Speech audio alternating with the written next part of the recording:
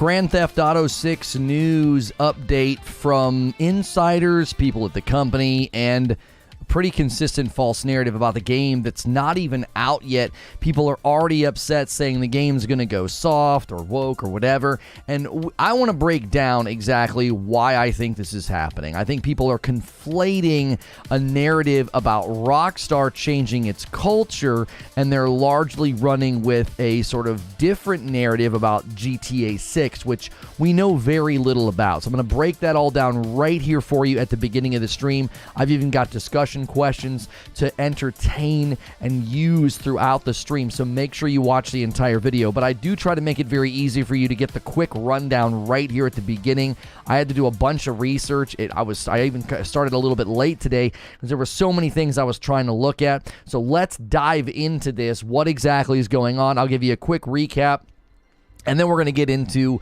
the meat of the discussion and the debate. This is a Reforge update. GTA 6 going soft or woke or whatever is a false narrative that is getting some traction in the gaming world based on a report from Bloomberg, Jason Schreier, about the game, what they're doing, what they've done at Rockstar as a company. I'm going to try to do my absolute best to give you a very quick rundown of what has happened and why the narrative has shifted and turned into a pretty false one. Okay, if you like these quick uploads, hit subscribe and the bell button, or check out Reforge Gaming where I stream live. So here's the quick recap. Multiple articles started coming out, sort of poorly recapping the Bloomberg article, and the two main takeaways from Jason Schreier's article is that Rockstar has gone through a cultural transformation as a company, which is a very good thing. People tend to and seem to be saying it's great, it's much better. The other takeaway is that GTA 6 is coming and we have basic info and a release window. That's it. People started running with the narrative that the identity of GTA 6 was going to be soft or woke or whatever, and that was going to be hugely bad for the game. There's so little in the article actually about GTA 6 that this narrative is laughable. If you're watching YouTubers or reading articles that are pushing this narrative, you really should question their honesty and their integrity, because it just isn't there. There's no substance to this, and I'm going to show you why. So, all we basically got from the article about GTA 6 was that it may land between April 2023 and March of 2024. The devs remain skeptical about that window of time frame. I think they think it's going to land later than that. There will be a playable female protagonist, and this one line is the cause of all the trouble. The developers are being cautious not to punch down by making jokes about marginalized groups, the people said, in contrast to previous games. That one line is basically the cause of all of this, and they're basically saying that this is going to ruin GTA 6. Everyone is saying the game will be bad, it's going soft, no interest. I'm not really going to get into a debate about what jokes are okay, what jokes are not okay. I'm not interested in that debate. I don't think that's very fruitful right now. I'd rather focus on the fact of how does a false narrative like this form. Folks are basically conflating cultural changes at Rockstar, and they're making that into identity changes for GTA 6. Here are some choice quotes about just how much Rockstar has changed. Rockstar employees described a workplace culture full of drinking, brawling, and excursions to strip clubs.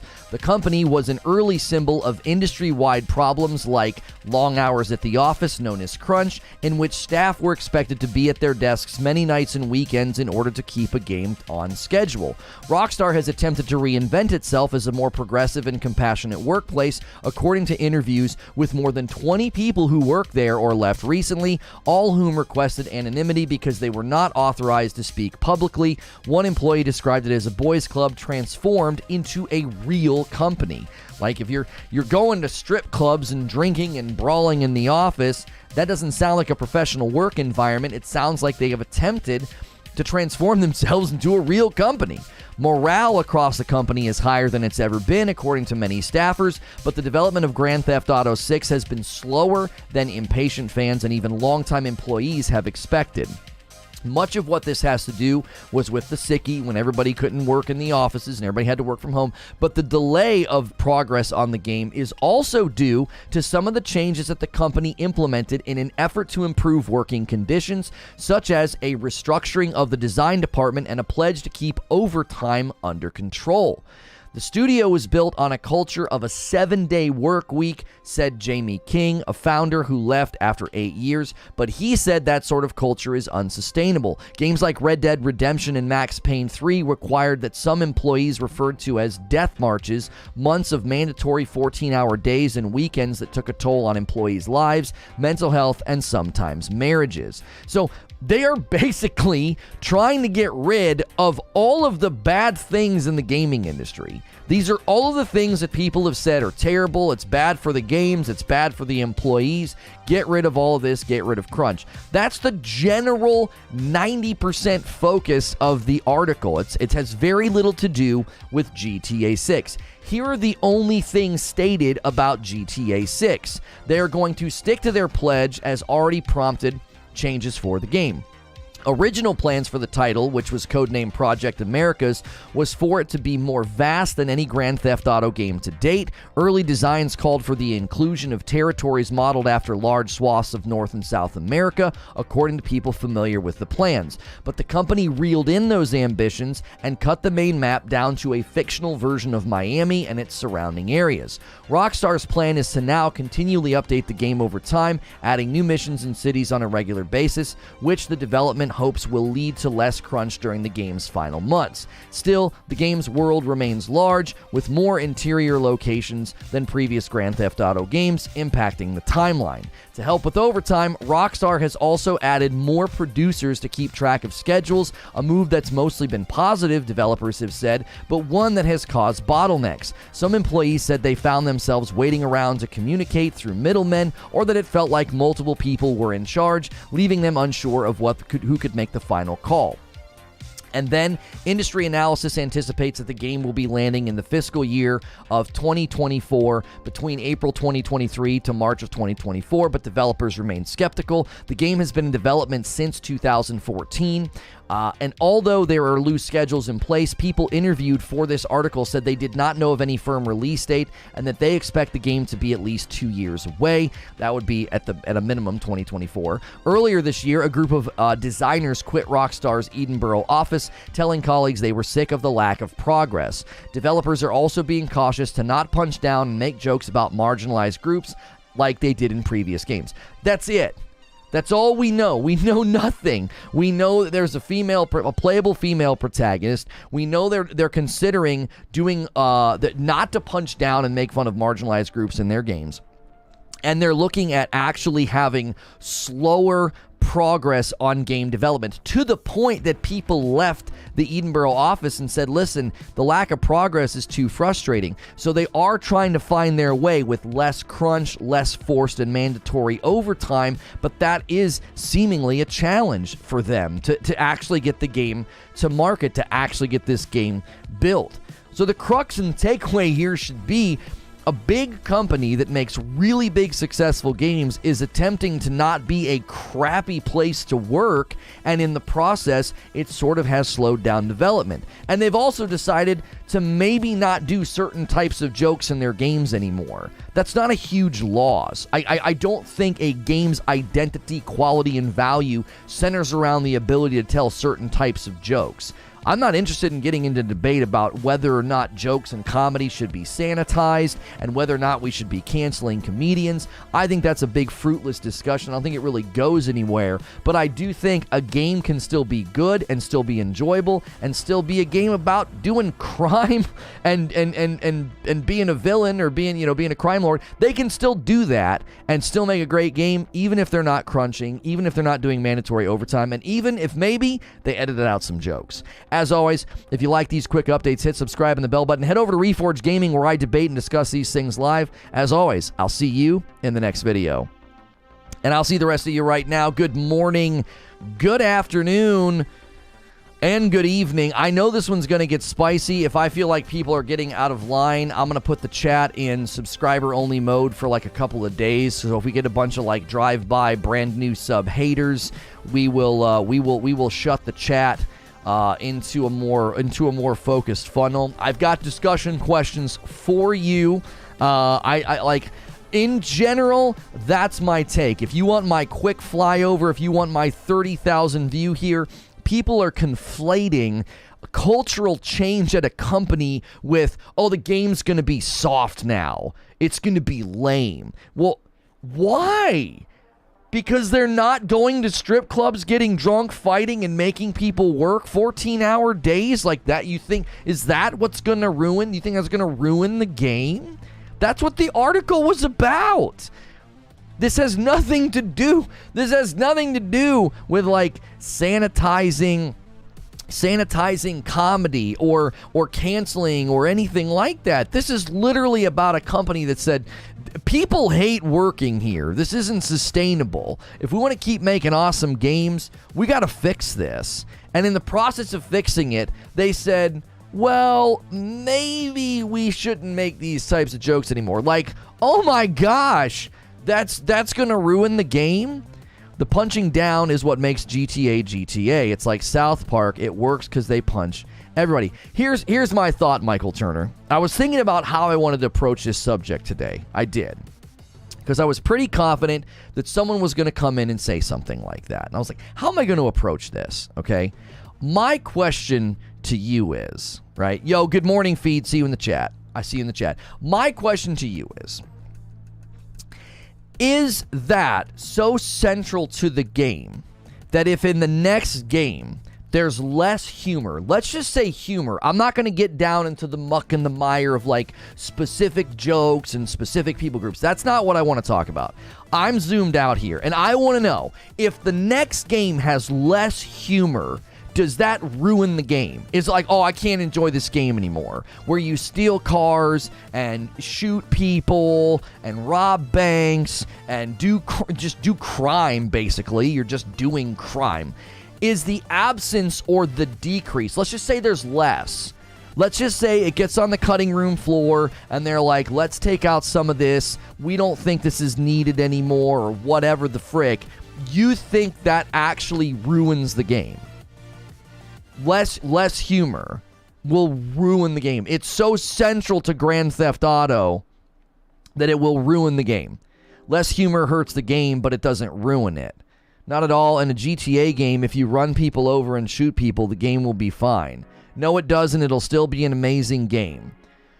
The concern is they said no satire. I didn't see where they said no satire. Oh, yeah, no, they did. They said you can't really satire America. America's become a satire in and of itself, which, again, I don't want to go down that road, but my gosh, I kind of feel like it's it honestly is true. It is true that it's really hard to satire right now. Everything feels like a caricature. Everything feels like a fake headline. They didn't say there wouldn't be satire. They said that there'd be less, did they not? Hang on. I have the article. On the subject of satire, they said several Rockstar employees pointed out that you can't really satirize today's America. It's already a satire of itself. Right? Much of this, the delay, they're still trying to figure out how to make games in the new iteration of Rockstar and wonder even what a Grand Theft Auto game looks like in today's environment. So it does sound like satire is going to be less of the focus. 100%. Yo, 5 months from Sichuan, thank you. They said they're trying to figure out what it looks like right now. There were some employees that I think give the impression that, like, we might be moving away from pure satire, right? What if they move to a less humorous game? What if they move to a more serious game? Is that a problem? Like, Eugene says less humor hurts.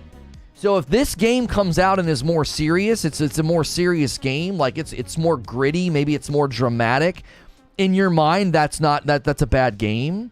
GTA 4 has less humor and it was a great game. Yeah, I'm not a GTA expert. Are there GTAs in the history of the game that are like just more gritty and more dramatic and not super cheesy satirical comedy. Like, why are we so focused on that? Is like a game can't become a little bit different. Like, you listen to bands, right? I'm doing a podcast with the lead singer for Project 86. We're launching a brand new podcast. He let me hear one of the songs from their new album, and it's going to be one of the hardest, heaviest albums they've ever made, right? Is that a problem? Are the fans going to revolt that they decided to go more heavy? I think it's being more gritty would hurt the ridiculousness of the game loop. I'm talking about the story elements, Eugene. So, like, it doesn't have to be gritty when you're just doing the gameplay loop, but the main story in the campaign, right? GTA 5 did a lot of both, says Butters. I think they will move more to serious topics, like them going after big companies and such. Yeah, more like a Watch Dogs game where you're, like, trying to use your crime aficionado to take down companies. Yo, Pit Viper doing a tier 2. Guys, if we hit 100 tier 2 members on this channel, I'm going to let tier 2 members make me play really tough games. I'll record them and upload them just for tier 2 members and above. So we need about 30 more people to upgrade. If you've never become a member in a channel like this, consider clicking the join button. It's $5 a month. I do members content every single day, and this Friday night's community game night, we'll be playing Fall Guys. I don't care if you think Fall Guys is cheesy. It's fun because we do private matches. It's hilarious.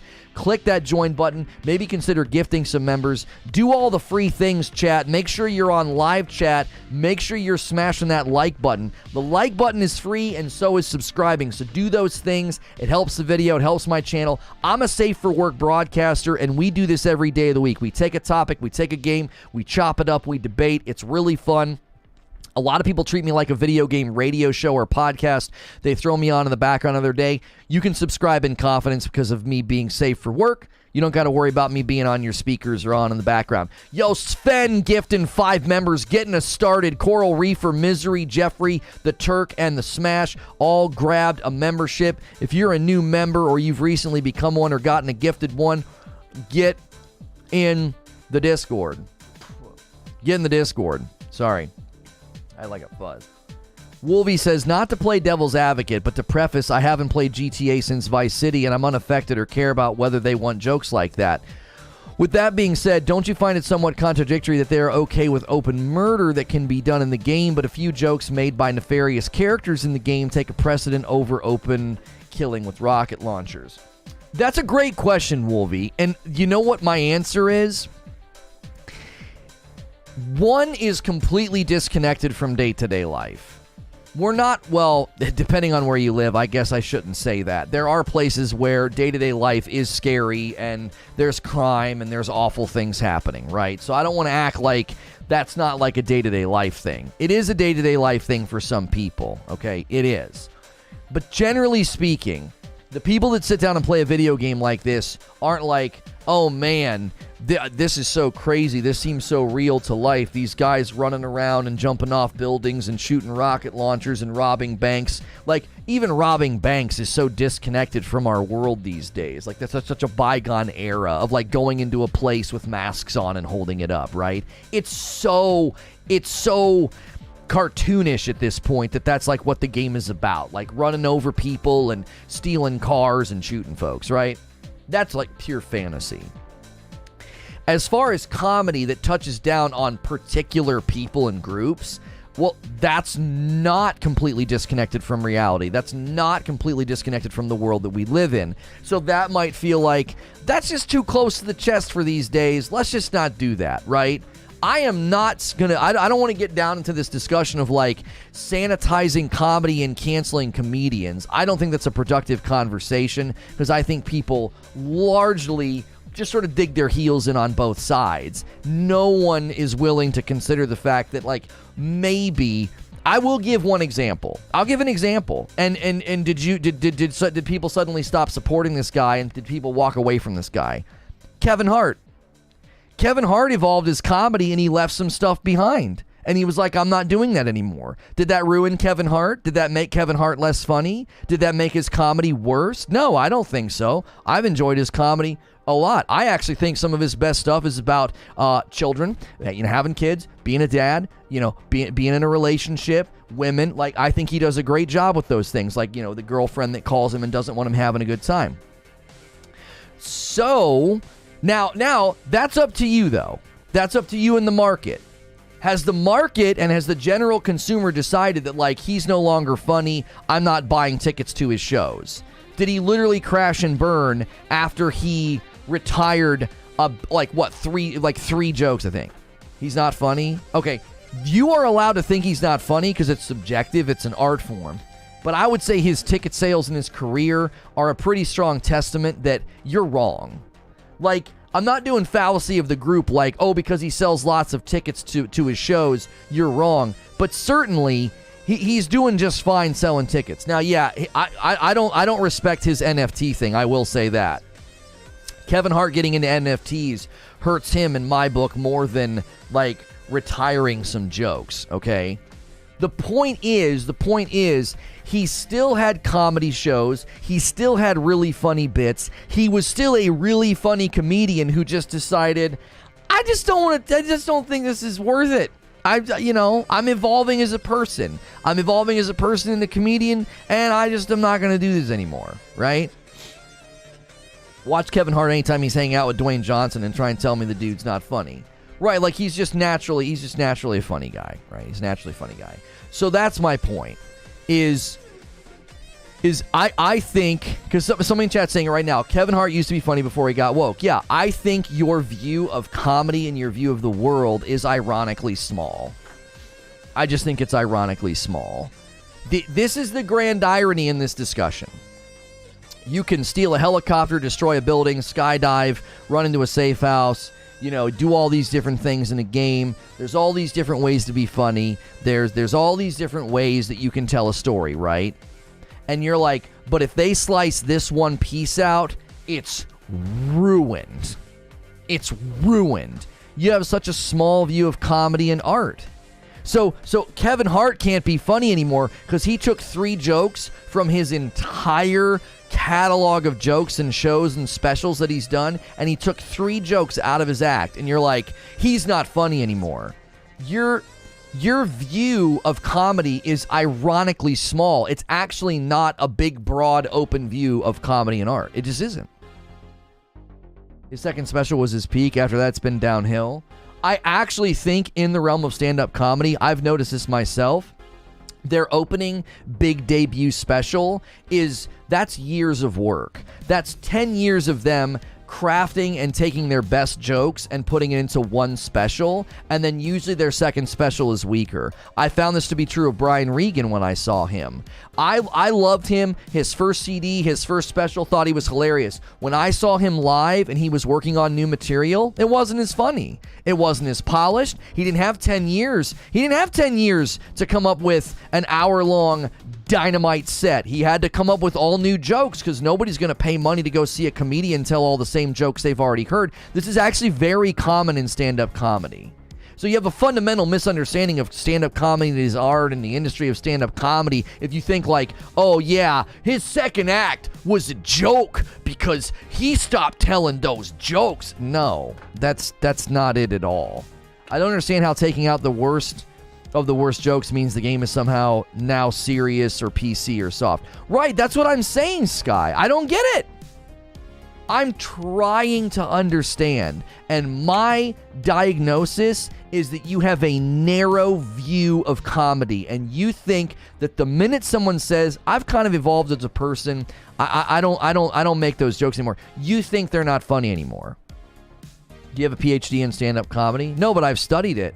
And I've watched the guys talk about it. I've watched the specials. I've watched them do breakdowns of joke crafting and writing and how they structure their show and how they approach comedy. I've actually studied it quite a bit.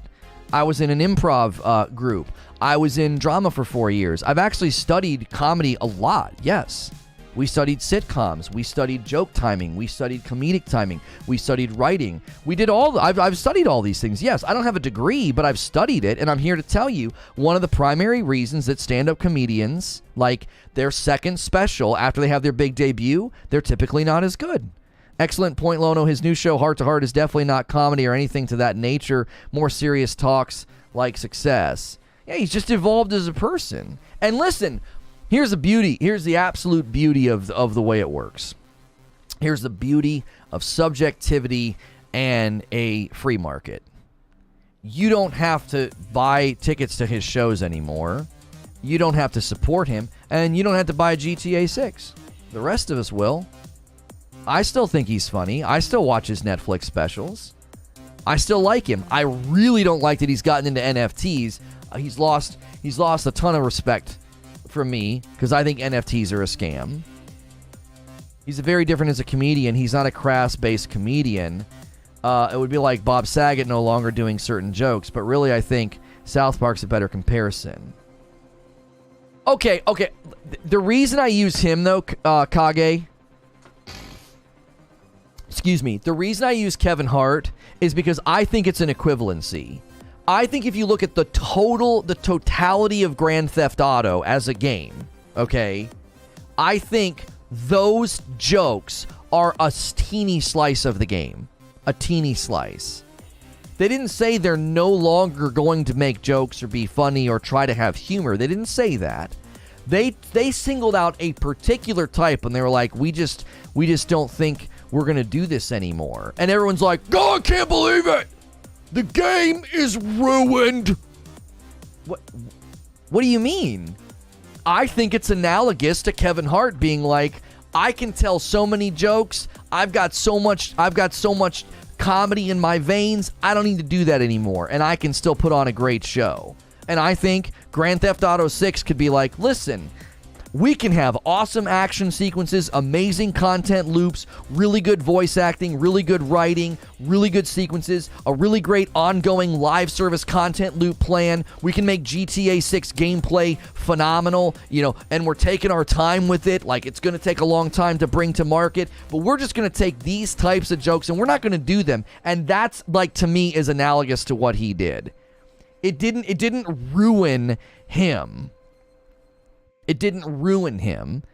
If Dave Chappelle caved, the nonsense would be the same. Okay, just in time. Okay, I'm gonna take that action. If Dave Chappelle suddenly decided to stop making all of the jokes that he makes, it would fundamentally change everything that he does. So that would be analogous to Grand Theft Auto being like, we're no longer going to make a game about crime. You're going to be a small business owner. And you're going to be a legitimate. You're going to be a legitimate stand-up citizen. Do you see what I'm saying?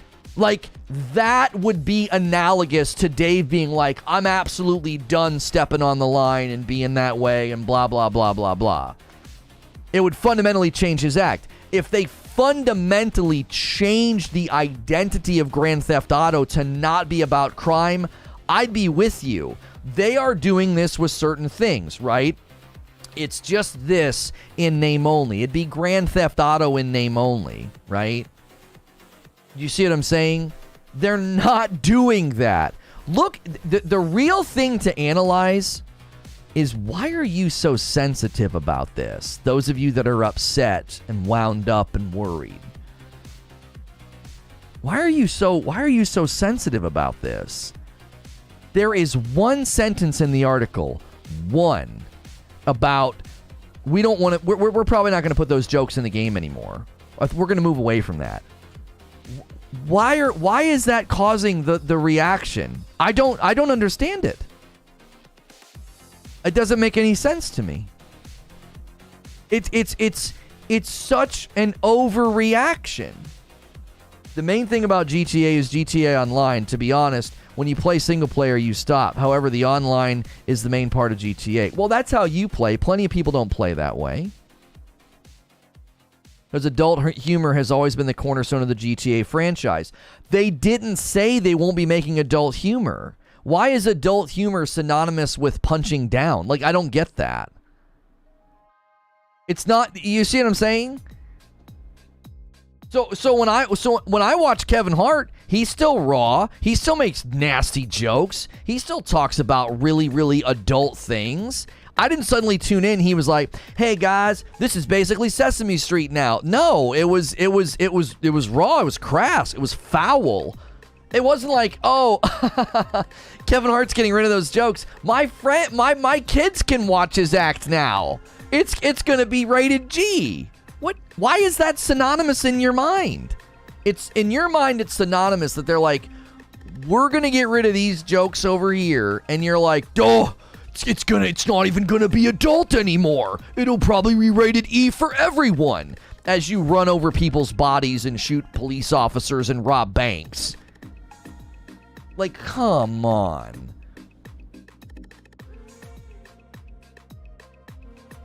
We're living in a world that's trying to push a movement. Have you been sleeping?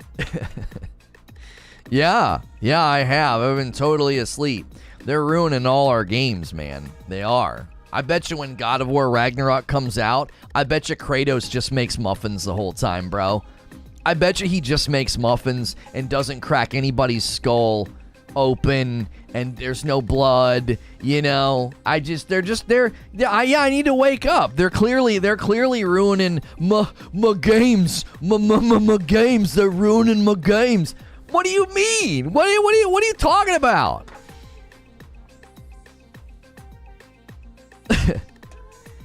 You don't have any concerns about them not trying to appeal to the wider audience, because if the first step of making the next game is how do we get all the checklist first prior to mechanics? Okay, but you're concluding or presuming that based off of one sentence. One sentence. Yeah, God of War, stay-at-home dad. I can't wait to play it. Boy, you forgot your lunch. God of War, stay-at-home dad. It's going to be great. You're presuming from one sentence. Like, listen. Am I a bad orator, speaker, or content creator because I don't use some words that I said in high school? I'm just curious. Do you come here and you're like, you know, his content would be a whole lot better if he used some of those pejoratives from the 90s? You know? It's just really hard to watch this guy, you know? The absence of 90s pejoratives. I just can't watch him. He's just not very good. Not a very good speaker. Really lacks that comedy cut intelligence, you know? Really feels like this is some soft crap. Come on. It doesn't suddenly make my content bad or me a bad speaker or like all of a sudden I can't put on a good show. Because like, yeah, I said some stuff when I was in high school and I don't say that stuff anymore. Like, do you see what I'm saying? Your appeal has never been about that. But I make jokes and I try to be funny, Kareem. Right? Like, people will be like, yeah, you try to be funny. What, you see what I'm saying? So, in other words, think of it this way. That's the point that I'm making, though, Kareem. Think of it this way. I picture GTA 6. It's this big, giant pie chart, okay? It's this big, giant pie chart. And they're like, what do we want to do with this game? Well, we want to have an amazing content loop. We obviously want to have an online element of it. We need to have a story. We need to have writers and voice actors. Throw all that on that pie chart. You know, each thing's taking up a slice of their bandwidth and all they have to build, right? This big GTA 6 pie chart. And they're like, this is everything that we are going to put into the game. And like, awesome. Is it going to be funny? Oh, yeah, it's going to be funny. We got a great writing squad. Da-da-da-da-da, da-da-da-da-da. And they're like, okay, cool. And they're like, one thing, though. And they get out a knife and like, soup. And they cut out a teeny tiny slice of that pie. And they're like, we don't think this is worth doing anymore. Let's just throw that over there. We think we can be funny without that. We think we can take a new approach to that type of humor. We don't even need that anymore. Maybe we're going to go in a more serious direction. It'll be more gritty. Maybe it'll be more dramatic. Maybe it'll be more serious. I don't know. But they do all that, and you're looking at a pie chart, and you're running over, and you're grabbing that slice and being like, but this is the game! This here! This is it! No! No, it's not! Like, if they sliced out a part of the game that was, like, fundamental, if they're like, yeah, you're no longer able to steal cars, you'd be like, Wait, what? What? I'm sorry? It's called Grand Theft Auto. You can't cut that out. That's like, a 40% slice of the game. Ka-chunk. It wouldn't be able to stand without it. You're taking out a central identity piece. I don't think that's fair, though. People don't know you for talking like that. That was never you. I understand that, Brandon, but the point that I'm making, you guys are actually being reasonably intelligent about this. I thought this was going to just devolve into caveman nonsense. I understand where you're coming from, Brandon. You're like, Lono, you weren't known for saying those things and then suddenly stopped saying those things. That's a fair point. What I'm saying is it's an incredibly small slice of how I used to talk. It hasn't hindered my ability to communicate. That's what I'm saying to you. If they get rid of this particular joke type or theme or thing, do you honestly think it's like, well, yeah, now they just can't be funny? They lack the ability. They've completely chopped their ability to be funny off. Making fun of the haters by showing them, clowning them, they don't get that they're the joke. Yeah, but I don't even know if that's the point of the game, Derek. Like, you know what I'm saying? Oh, let's satirize hateful people. Like, is that, like, are they trying to do that? Are they trying to be, like, have, like, some kind of subversive subtext about culture? That might not be the goal of the next game. It sounds like it's going to be like a Bonnie and Clyde game. You're going to be like, have interchangeable characters. You might play as both. Maybe you pick one at the beginning. There's going to be a girl and a guy, as far as I gather, that you pick between the two. Kind of like these new Assassin's Creeds where like there's a guy and a girl. But it sounds like the guy and the girl interact. Like they actually are, they're almost like a Bonnie and Clyde. Yeah, if you like my Centipede shirt, it comes from the 80s Tees video game collection. Use code LONO for 30% off if you buy any shirts over there. It supports me and it gives you a big fat discount. 80stees.com is dope. Listen. There's too many of you here to not have 200 likes. Smash that like button. What are y'all doing? You're slacking on me this morning. I'm a Safe for Work broadcaster. This is Reforge Gaming, a daily talk show where we break down video games. Because I'm safe for work, you can subscribe in confidence. You can listen to me every day, almost like a video game radio show or a podcast. A lot of people throw me on in the background of their workday. If you would like to support my channel directly with a membership, consider doing that. It's $5 a month. Maybe gift some members. Maybe become a member yourself. That would be great. You're talking like a shield for the mainstream media. I'm sorry to say. I'm talking like a shield. See, the challenge with someone like you, Brandon, the challenge with someone like you is you can't conceive of anybody seeing this different from you, and if they do see it different than you have to be dismissive. Do you see? Like, you can't conceive of me landing on this different than you. I'm just a shield. I'm just a mainstream media. I'm just this or that or whatever. You're just using dismissive labels and categories. Like, I feel like we're having a discussion. Like, I'm listening to you. I'm hearing you out. And I'm asking you questions. And if you want to label and categorize me and dismiss me, the irony is like you're doing the very thing that you don't want people to do. Like, you're guilty of the very thing that you claim to be fighting against. Like, you're just going to dismiss me and be like, oh yeah, voom. On the train home from holiday, what better time to sit and watch the stream? Yo, what's good? Different Brandon than the Brandon I was talking to. Brandon X is who I was talking to. Can we relate the late Saints Row is getting with its shift in tone to why folks are upset about the potential change in GTA 6? Like, is that driving some of this? I want to know.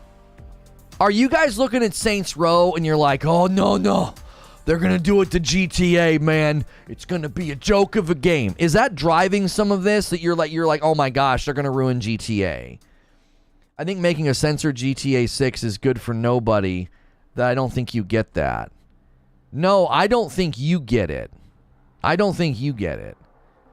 think you posture to be informed and you posture to be, I guess, awake, and you absolutely feel like it feels like you're wearing a blindfold. You're wearing a blindfold. Yeah, Creature says, I want examples of where they said something that feeds this narrative that you're shielding. Yeah, exactly. What am I doing other than saying this is a false narrative? 90% of the article was about, hey man, Rockstar was a sucky place to work. It was so bad that people had their personal lives harmed and their mental health and marriages, right? It was really bad to work at Rockstar. And they're like, okay, cool. Well, while we're working on GTA 6, here's a couple of morsels about GTA 6. And everyone's like, did you hear that? They said that they're not going to do any more punching down jokes. This game is ruined. It's like, what? That's all they said. That's all they said. Everything else they said, listen, if you want to be concerned, here's what you should be concerned about. Why don't you have any Reforge roast in your cup this morning? Number one, why aren't you buying my coffee? The other thing you should be concerned about is they're actually having people quit because of lack of progress, because they so fundamentally changed the culture and the crunch at the company that the game's taking longer. That should concern you. Zoom all the way out. Don't even look at Rockstar anymore. Be like, wait a minute. Wait a minute. If this company stops doing crunch and mandatory overtime, look at what it's doing to their production and how they bring something to market. Does that mean that other companies that attempt to do this, that attempt to be less toxic and terrible, are they also going to struggle to bring things to market?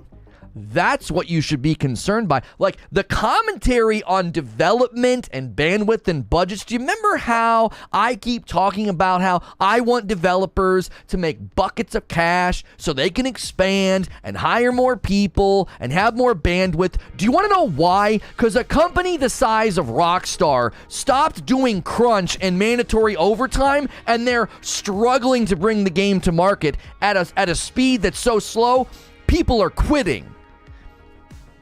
Like, that's an issue with the actual industry of gaming, and you're worried about frickin' jokes. My jokes! I'm gonna boot up the game and they're not gonna make fun of a certain person, and my jokes! It's not gonna be fun!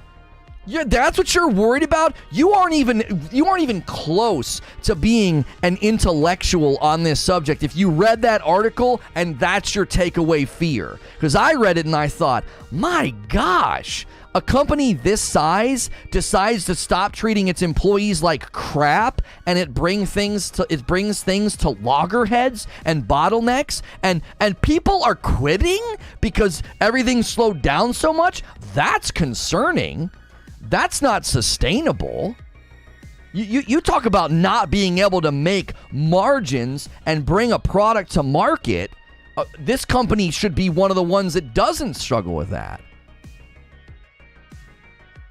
They're completely two different issues. Yes, and 90% of the article was about Rockstar not being a sucky company. And everyone's like, oh, but my jokes.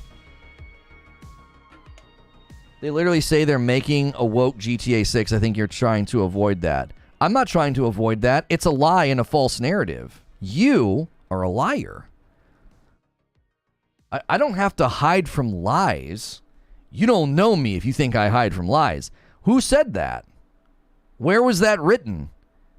Who came out and said, boop, hey guys, we got a big announcement to make. Can we have everybody's attention? GTA 6, we're going woke. Like, where was this announcement? Where was this presser? Where was this memo? Where did you read that? Where did you read that? 4chan, Reddit, Twitter? Did you read an actual outlet that reported on this? They're applying what was said about Rockstar to the game. As I said at the beginning of this stream in my rundown, people are conflating a narrative about Rockstar becoming more progressive and compassionate. It did say that. Oh my gosh, how dare they not treat their employees like garbage? Bunch of trash. This company's going into the toilet. Everyone's conflating that narrative and saying, oh, that's gonna GTA 6. Here we go. It's gonna be bad. Dope shirt. Is it from 80s Tees? Yes. But people don't have a problem with them removing crunch. It stands to reason without forced crunch, things might take longer. So people are probably understanding about that. Right, but what I was saying, I don't think you understand what I'm saying, Kage. What I'm saying is, a company this size removed crunch, and it's creating bottlenecks and developmental problems to the point that people quit. That should be concerning. Was crunch so interwoven into the DNA of creating games of this size? Was it so integral that without it, games of this size are going to struggle to come to market? That's what I'm saying to you. I'm not like pro crunch. I'm saying you ripped out crunch and you're struggling to even keep people. If they're censoring jokes or taking out jokes because someone's feelings are hurt, that's BS. That's such a reductionist way to summarize what was said, Mo. It's very telling. It's very telling that when someone is going to talk about this in a critical way, they have to be dishonest. Your position is fragile. It's as see-through as a wet piece of tissue paper if you have to be dishonest to build your position. Well, they said they're going to do this. No, they didn't. That's a lie. Well, they're doing this. Nope. Not true. It's very telling that in order to formulate the critical position and narrative that people are forming, they have to be dishonest. Your stream is all I really know about it, but I've seen they're going with a female protagonist and won't have punching down jokes. Is it far-fetched conclusion to assume why is suddenly letting people choose a female? What's the problem with that? You gotta outline that for me, Brutal. Because your masculinity is a millimeter if you honestly think that them adding a playable female protagonist is that's woke. How fragile are you if that's like a problem?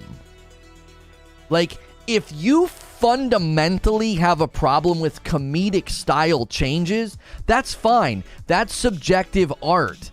That's subjective to comedy. You could literally be like, I used to like this guy. He used to be a lot more offensive. He's not offensive anymore. That's fine. That's your opinion and subjectivity. But like to be like, oh, they added a playable female character, throw the paper in the air.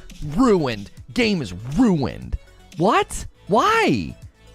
They're not gonna, I don't think they're gonna force you to play as a female. They said a playable female protagonist, meaning you can choose a guy or a girl. Yeah, they didn't say they weren't gonna do it to hurt people's feelings. They said it might not land well with the past formula. Like, they're not building games the same way anymore. They don't have the same outlook on games anymore. They're changing. What did Brutal say? No personal problem with it at all. Right, but you said, you seem to indicate, Brutal, that them adding a playable female character, that's woke. What? Why? No. You acted as if that was just a clear, that you acted like those dots were connected. Like as a straight line. How? Why? Even if they make you play as a female, who the frick cares? Considering the history of what GTA has been in the past, it's not exactly female lead kind of game. Playable female choice is different than lead protagonist.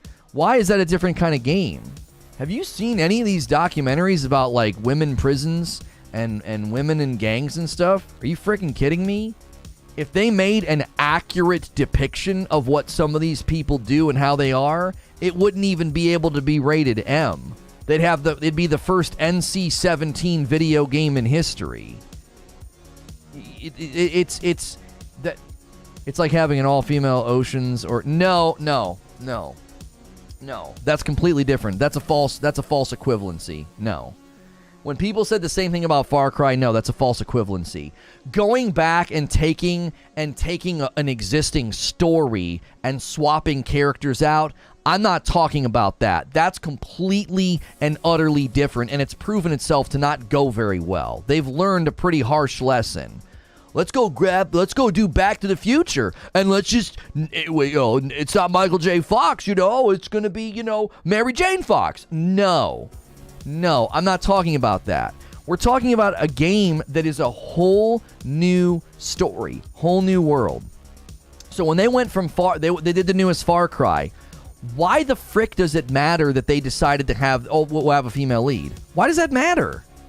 It wasn't like they suddenly changed the lead character. Like Far Cry 3, 4, and 5, it was all some guy named Dave. And then the new game comes out, and they're like, yeah, Dave died in a car crash. It's Dana's turn. That's not what they're doing. Even games who just suddenly decide, no, our lead is a female, because it's a completely different game, completely different story, and a completely different character. Do you see what the difference is? Like, that's a false equivalency. I'm not talking about when they go and, like, swap out, oh, yeah, we're going to remake Ghostbusters, and it's just all girls now. Like, no. That's been stupid, and even people that are, like, wanting better representation, even people that want that were like, this is not the way to do it. This is dumb. There were plenty of people that criticized what happened with those movies, and those movies didn't do well, because that's not what people are asking for. It's not what people want. Tame Cyber with a $5 tip through Super Chat. I'm super excited to see what she brings to the table. I think it's the first for the series. Something different seems awesome. We have no idea what the tone will be, says Sven. Thank you, Tame, for the $5 tip. Story, characters, world, everything. People are assuming so much. If they make a tonal shift, what's the relevance of the context? I just think it's really telling that, like, you're that easily ruffled and threatened and bothered that you're like, wait, what? I'm meant to play as a girl? Wait, what? Who cares? It's a video game. Now, listen, one of my questions today, I had a question planned. The first discussion question, if we didn't have enough to talk about, we clearly do. Does having to play as a female affect your enjoyment of a game? Does it? Does having to play as a female affect your enjoyment of a game? And I think my answer would be no. However, I have preferences if I'm creating my own character, right? I don't care. I loved Tomb Raider. I thought it was awesome. My favorite game of all time is Hellblade, okay? Where you play as a girl the whole time. You play as Senua, right? It doesn't affect me at all. But if I can create my own character, I do have preferences. I tend to make the character look like me, and that's totally legitimate. If you're, a tall, skinny white dude, or a short, stocky black guy, or a really skinny girl, like, you can make the character look like you, and that's cool, right? That's cool. Yeah, Aloy in Horizon Forbidden West. So, when a game like this comes out, yeah, Returnal, Horizon Forbidden West, these are great games, right? They're awesome. So, that's my question. It's like, I don't understand why the record scratches for people when they're like, GTA? Play as a girl? What? It's like, what's the problem? I don't understand. People did it with Far Cry. It's like, what's the big deal? It's a new story. It's a new person. No one record scratched when Horizon Forbidden West unveiled that the main character was a girl. Like, wait, huh? A girl? Like, nobody did that. But because the franchise is established, they just always have to do the same thing.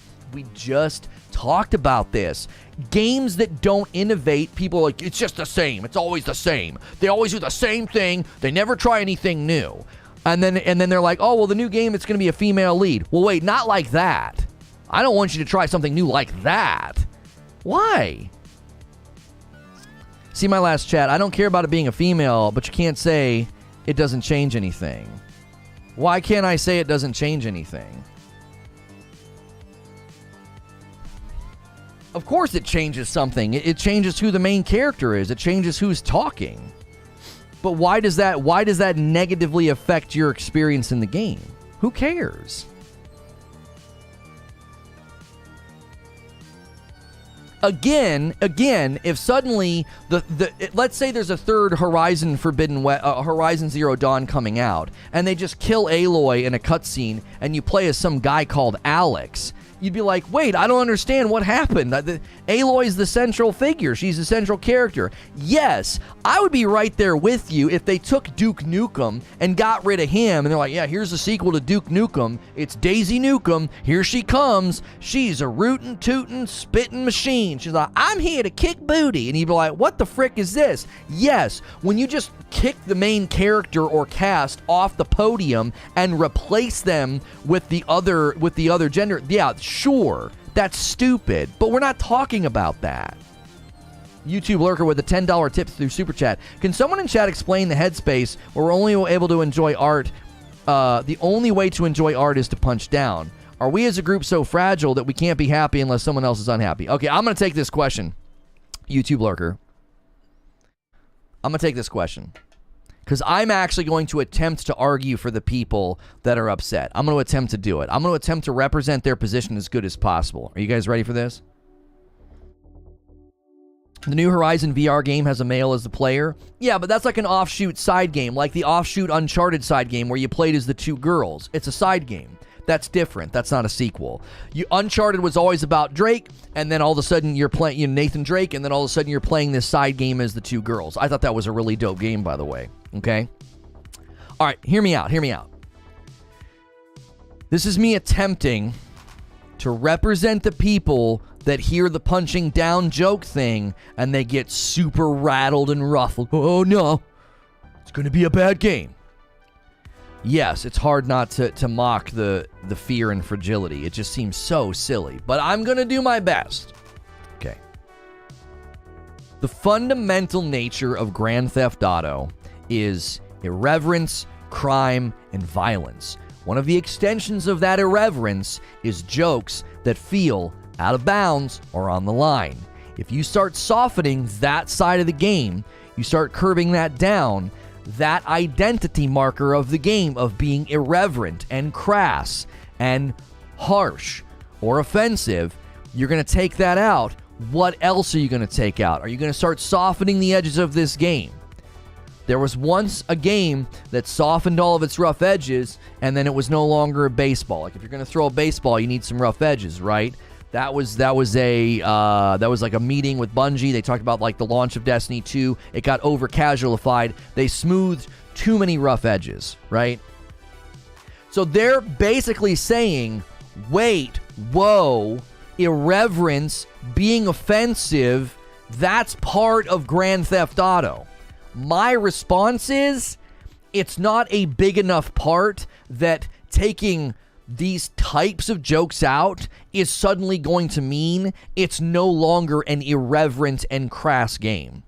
Do you honestly think it's going to no longer be irreverent? There will be swearing, there will be drug use, there'll be violence, there'll be really foul language, not just swearing, but like super foul language. Like, who knows? They might continue to put slurs in the game, right? Because when I played Grand Theft Auto 5, it made me uncomfortable how often they said the N-word. I was like, oh my gosh, because I'm a safe for work broadcaster and I'm white. I'm like, holy moly. I'm playing a game. I'm in control. I'm pushing the buttons, and I didn't make them say that. They said it on their own. Like, it made me uncomfortable. It's like, holy frick. So I think people are just jumping to conclusions. It can still be crass, irreverent, harsh, offensive. They can still do all those things and be like, we just decided these types of jokes and comedy just wasn't worth it anymore. We're just not going to do it. We can be funny without that. We can be offensive. We can be crass without those things. Do you really feel like the game needs those jokes? It's like, it needs them?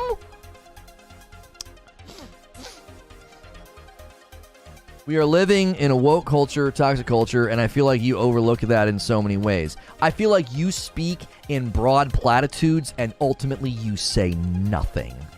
You say nothing. And you've substantiated some of your points today by being dishonest. So I don't really take what you say that seriously.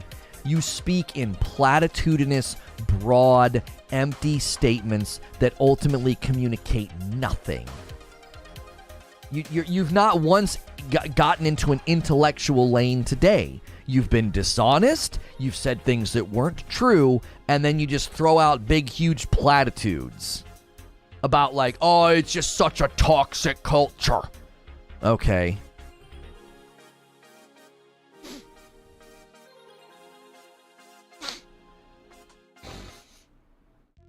I hear when you attempt to break into a car in GTA 6, a message will pop up and say, you're about to commit a crime. Are you sure? You've been playing for a long time. Are you sure you want to continue playing? Those are the worst. Those are the freaking worst. What's considered punching down? I don't think GTA games ever punch down. Listen, this is the thing I'm not going to do. I'm trying to stay at 30,000 feet. I don't want to get down into the weeds of defining what punching down on a marginalized group looks like. I'm not interested in doing that with you. I don't think that would be a fruitful discussion, because that just gets super subjective. Super subjective. Because someone's going to be like, well, this joke's fine because it's about this particular. Oh, this joke's fine. Well, this one, no. It's just not needed. A $5 tip from Insomniac Black. I'm picturing Lono sitting in his room yelling over his shoulder. I didn't say it was him. I didn't say it. It was him. I didn't make him say it. Don't hit me. That's right. That's right. I hope GTA 6 won't be PG-13. But it can't be. It can't be. In order for them to successfully make a Grand Theft Auto game, it's going to have to be a mature game. Like, you understand what I'm saying? How many mature games are out and available right now? There's so many. There's all kinds of things you can do in video games that we never dreamed you could do. You can literally engage in adult activity. I mean, like, in the bedroom adult activity in video games. And you think this game's going to be PG-13? You're like, yeah, 6th game, they came out and you were a street sweeper and you sold hot dogs in the evening. Like, what the frick? Like, they're not going to do that. Tame with a $5 tip. Could it be that the foul language and the use of real big slurs make the game feel more close to reality because the world can be harsh? Tame, I definitely see that. But do you honestly think traditionally, like, Grand Theft Auto's been like, we really want to represent the world as it is? No, it was like a satirical, exaggerated representation of how the world is. They're not going for gritty realism.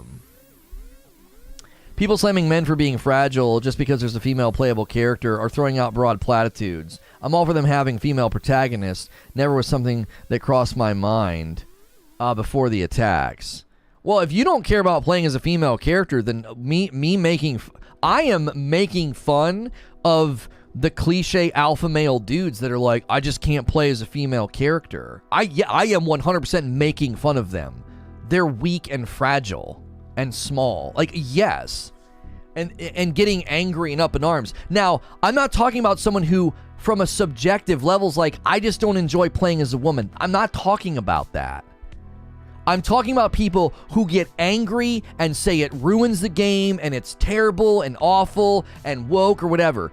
You are weak and fragile if you think that. Like, a video game makes a lead character female. That's just weak. That's just fragile. I will make fun of you. That's silly. If you say, as an intelligent adult, you're like, I just don't like playing as a woman, that's totally fine.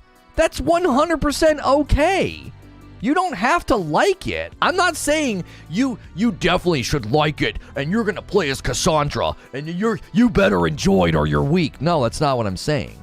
I'm talking about the people that make it into this big, huge issue and they criticize and they get angry and they use all kind of nasty language about it. No, you're weak and fragile. The real world argument sometimes is complete bull. It's like Departed or more modern mob movies using the N-word. Do I know they say it? Sure. Do I want to sit here and have to listen to white guys repeatedly say it for the entirety of the movie? No.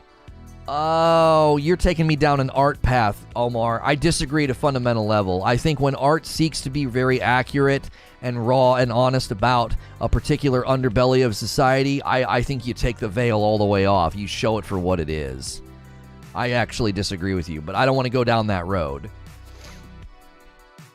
It's part of what makes GTA so great. I think you're trying to overlook that. I'm not overlooking that. I've acknowledged it, and I say that it's a small piece of the game. You're saying it's a bigger piece of the game than it really is. I believe it's full. It's the idea that those types of jokes are so important to the game. I find that to be exaggeration.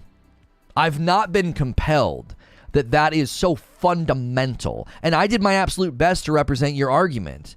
The whole thing where I said there's an irreverence to the game, there's a crassness, there's an offensiveness, and if you get rid of these jokes, that's going to feel like you're kind of smoothing that edge.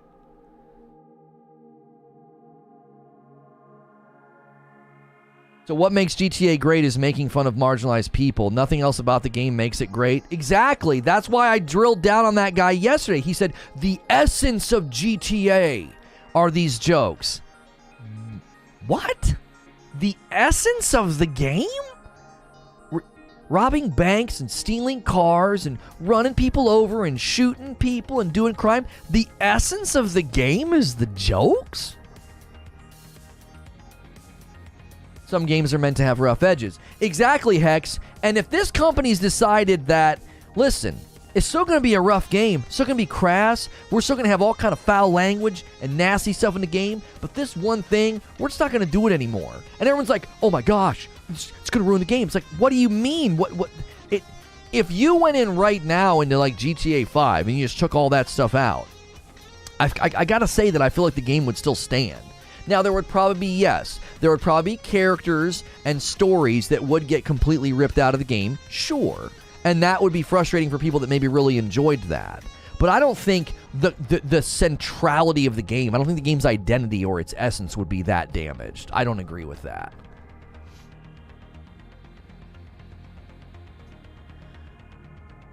Then I'm not buying it? Listen. That's what's so great about the way this works. Do that. That's what you should do. Right? That's exactly what you should do. If you look at this game and you say, they're not going to make fun of marginalized groups anymore, I'm not buying it. Okay, cool. Don't. And if enough people think the way that you think, the game will be a failure. You know why I think so many of you get rattled? Is because you know that you're the new minority, and you don't like that. You're like, I'm not going to buy it. Okay, sure. And that doesn't sit well with you. Because you know that the lion's share of the gaming community is going to be just buy this up and lap this up. Another GTA, let's go, man. I love these games, bro. Just stealing and playing with my buds and shooting. Oh, I love these games. You know that most people aren't going to do what you're going to do. And you don't like that. That's a threat to you. To suddenly be on the other end of the situation like, well, if I don't buy it, that's really going to hurt them. Yeah. Probably not. Probably not. I think the majority of people that play these games aren't going to ever even bat an eye at this. Tame with a $5 tip. I wasn't trying to defend that. I don't want to come off that way. I was asking if that's where the enjoyment factor comes. No, you're fine, Tame. You're fine. I think this has been a good discussion. I think most people are keeping it very, very much on the road. The car's staying on the road. I'm enjoying this discussion. GTA 6 sells 1 billion copies. Yeah. GTA 6 is going to be one of the top-selling games for 8 years without you. Yeah. Yeah. And I don't think that sits well with people. You feel powerless. And when people feel powerless, they lash out. And that's why I think people lash out about this. They realize that, like, people are changing, right? That's the facts, right? I changed. I've evolved as a person. I speak and act differently than I used to. That's just the facts, man. That's just the way the world and life and culture is. It's a moving river, okay? And if you don't like where it's heading, then paddle upstream or get out. Like, that's just the way that it goes. GTA needs to be free to play realistically to succeed. No. No. They will make buckets of cash.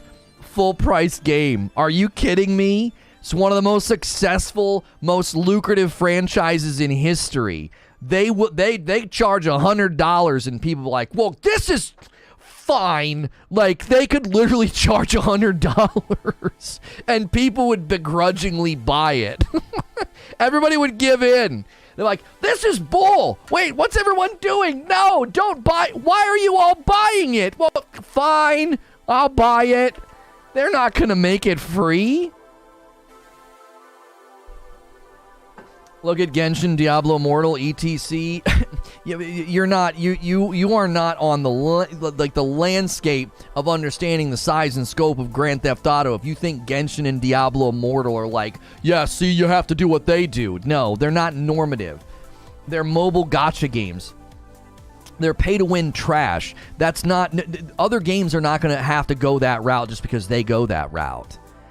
That's not true. No. That's no. GTA 6 NFTs inbound? Maybe. And can't play as a female.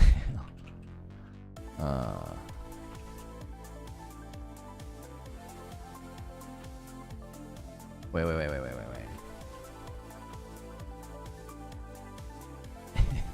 No. I'm not gonna do that. Hang on. Let's do that. Yeah, there we go. Haven't bought one since San Andreas. Yeah, there's plenty of people that have moved on from these games, but they're insanely popular. Just insanely popular.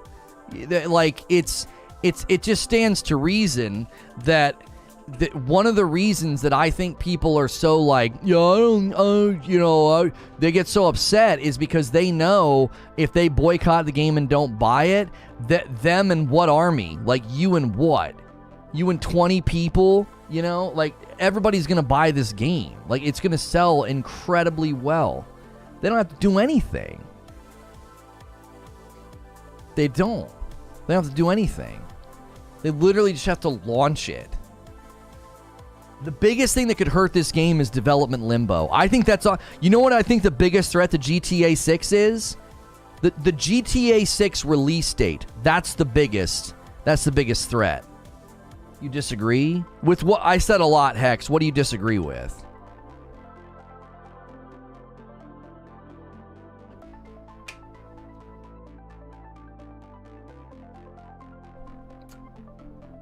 I'll buy the game. I'm not happy about jokes being watered down. Nobody answered what punching down jokes are you talking about that are in GTA. Mo, chat is taking my lead. I said we're not going to get down into the muck and the mire of establishing what's a punching down joke and what's not. With the detractors acting a certain type of way? I don't understand what you mean, Hex. Have you seen, like... You're giving the Dude Bros way too much credit. So wait, you don't think there's a lot of Dude Bros upset about this? Is that what you're saying, Hex? You think there's not very many of them? Because I mean the narrative on this thing turned almost immediately. Like, the narrative immediately turned. Videos? No, I don't think there is. No, but that's no, Hex. You and I are in agreement. That's what I'm saying. That's why the Dude Bros get so upset. I think they realize they're in the minority, and I think that they know boycotting the game won't be a blip on the radar. I think they know that they're not the majority. They know they're a small group of just like angry, frustrated Dude Bros. Like, they know that.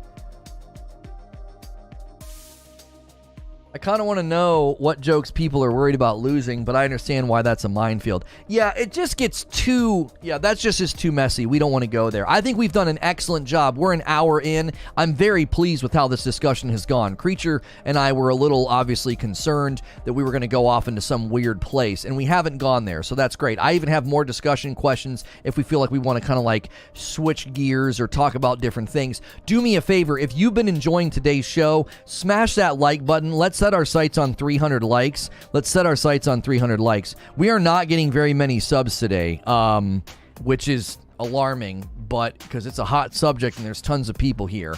I guess you're all here because of I was in your browse, maybe? Was I on your homepage? Were you already subbed to me? I'm curious about that aspect. I am curious about that aspect. We've only gained like 2 or 3 subs. Are people literally hate watching and not subbing because they disagree with me? Let me check the stats on the video here. Let me just see what's going on. We're getting mostly suggests from GTA videos. We're getting a 15% suggest and a 65% browse. So mostly from suggest and mostly from browse. So I was either on your homepage and you're already subbed, or I was on a suggest. If you don't agree with me, let me just impress something on you. It's really, really fun to come here and disagree. That's largely what we do. You're welcome here. We want you here. If you feel like I've been making fun of you, well, then step in the ring and make a good argument. Like, get on the intellectual landscape, right? I am doing caricatures. I am taking swings, and I am taking shots at people, and that's just part of the entertainment factor, okay? Let's have a conversation. If you don't agree with me, hit subscribe so you can talk in my chat, jump in the ring. Well, let's clear it up, says Distorted. GTA isn't out here making a bunch of jokes. It depicts stereotypes and it makes caricatures. So they are not really jokes to be bringing up as an example. That's actually a good point, Distorted. So do people think that's actually a really, really helpful, like, rudder turn? Do you honestly think the game is going to fail and not be as good if they get rid of, like, caricatures and stereotypes? Like, I don't understand. Like, why is that a problem? I side with Mo. Jokes are jokes. Here's the thing, Hex. I actually think that I can be both 100% against sanitizing comedy to the point that you ruin it, but I can also totally support people evolving and being like, I don't make those jokes anymore. I can support Kevin Hart's decision to do that while also being like, leave Dave Chappelle alone. I think I can be consistent. I do. I think I can be consistent. I can support him and be like, dude, that's cool. That's evolving as a person. That's driven by empathy and sympathy. That's awesome. But I can also be like, leave Dave Chappelle the frick alone. Like, I think I can do both. Neil coming in with a 10 gifted memberships. That's huge. Thank you, Neil. Dirty, Thirst, Dustin Straw, Mark, Batello, Legend 4, Harbo Guy Gaming, Tiger Mackerel, Lester, Garcia, Aditya, and Xavaron Prime, and Just an Old Gamer. All 10 members already grabbed. Let's get a gifted member train going. We are trying to get to 1,500 members. I bet you we could hit it with this crowd. There's so many new people here. There's so many people in the stream. Such a big, big day. So if we get that train going, if we get to 1,500 members just once, we don't have to stay there. If we just touch it, then my wife has to go back into Elden Ring, and I really want to make her do that. We need 30 more members to hit 1,300. We're really close to 1,300 members, and 1,500, that's the milestone. Brutal says, I'll give you a unique side of this. I don't buy GTAs because of how much on the edge the games were. The press releases have gotten me maybe to give it a look. If I buy GTA 6, the game changed. And the question would be, Brutal, why is that? Is that a problem? Is that wrong? Like, what's the issue there? Just an Old Gamer, is that Teddy's alt?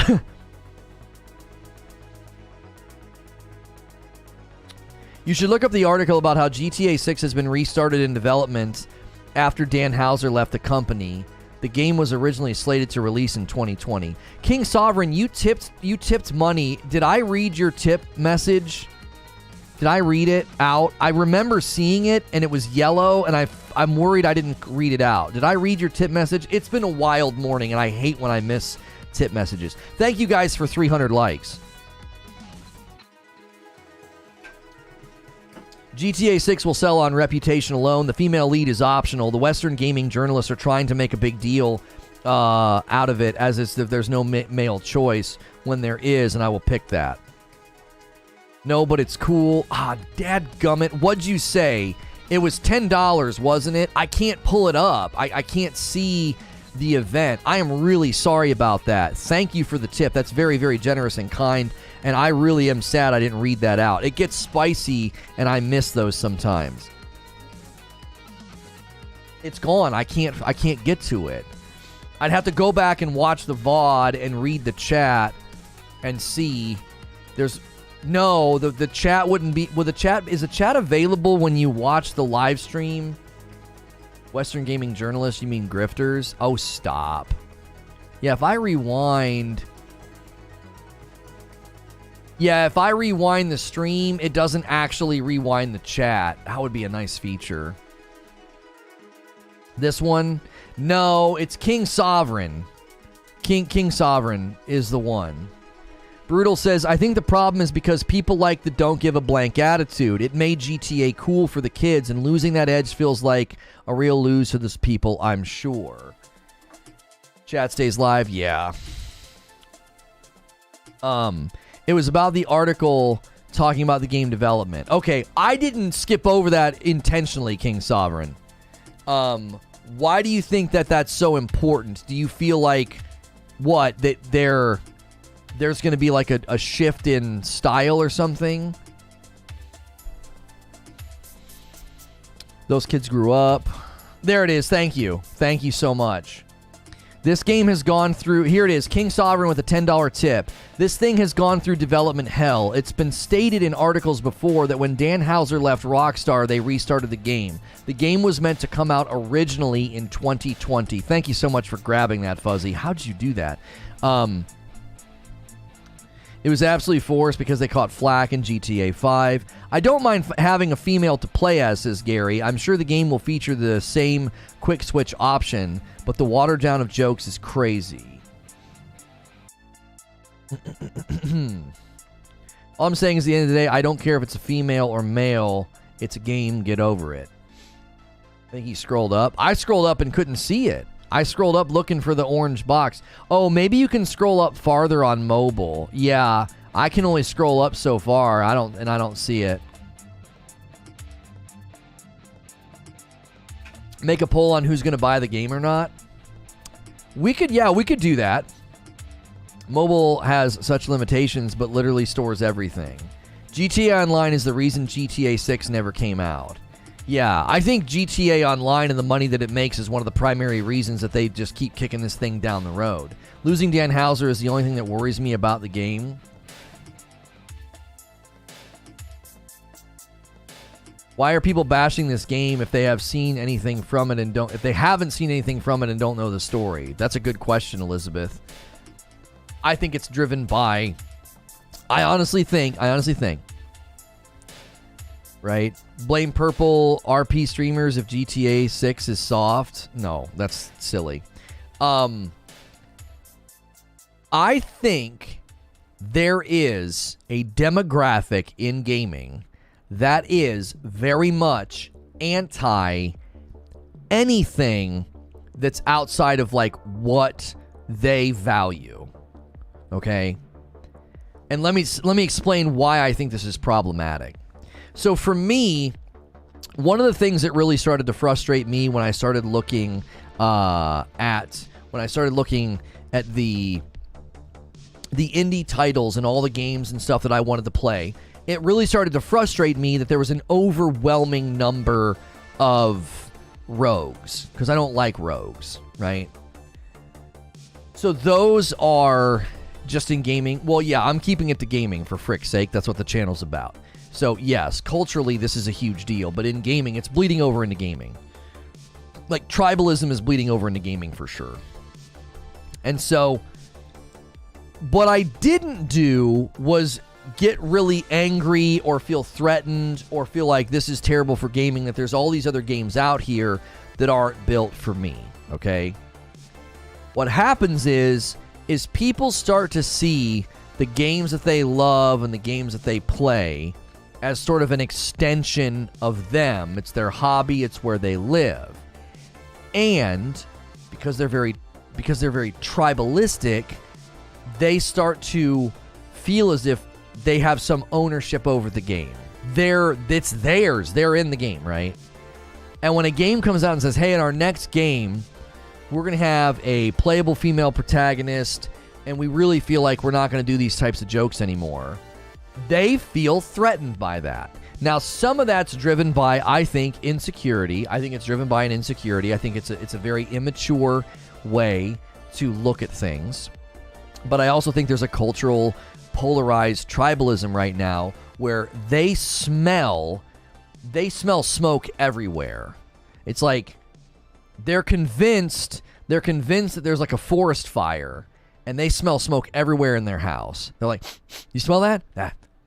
That right there. Like every single thing that happens, if they try to better the company, that to them is an indicator that this company's going downhill. The game's going to be downhill.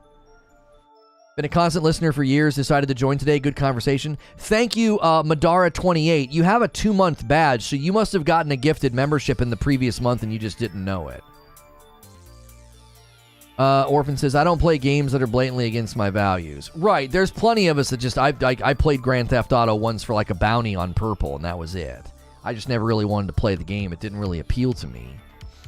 We don't even have to get into the possible wokeness being injected. The real question is, do they even have the talent to make the game good at this point? The shock factor of the jokes they used had an impact. Imagine going to your favorite comedian only for him to dampen his jokes as not to be offensive. That's the problem, I think. Fozzie, and that's why I keep referencing Kevin Hart. Kevin Hart still has crass jokes, dirty jokes. He gets off color, right? And he retired a couple of jokes from his act and doesn't make new ones in that vein, right? He doesn't make fun of gay people. That was his choice, right? He evolved as a comedian. He said, not doing that anymore, right? Not doing that anymore. But his comedy is still something that's very, very adult, right? Still very adult, still very offensive. So that's kind of my point, is it's like, I'm willing to give them the opportunity to be like, we can still be funny, we can still be irreverent and crass and violent without those jokes. We don't need those. People overuse the word, they don't exactly know what it means. Oh, 100%, Elizabeth. It's a pejorative that's kind of like lost its potency and its meaning. It's just overused.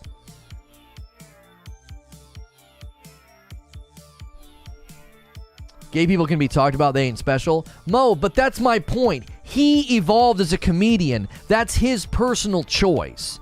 You don't get claim over his art. He decided, as an artist, I'm retiring these jokes. That's his choice as a man, as an artist, and as a comedian. And it didn't suddenly mean when you went to a Kevin Hart comedy show, it was rated G. It was PG-13. It just isn't the same, bro.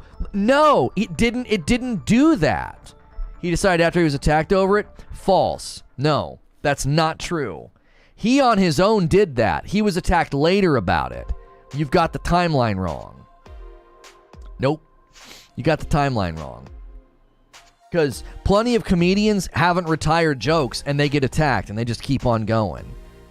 No. He got attacked after he retired them and people wanted him to apologize for like the 4th time.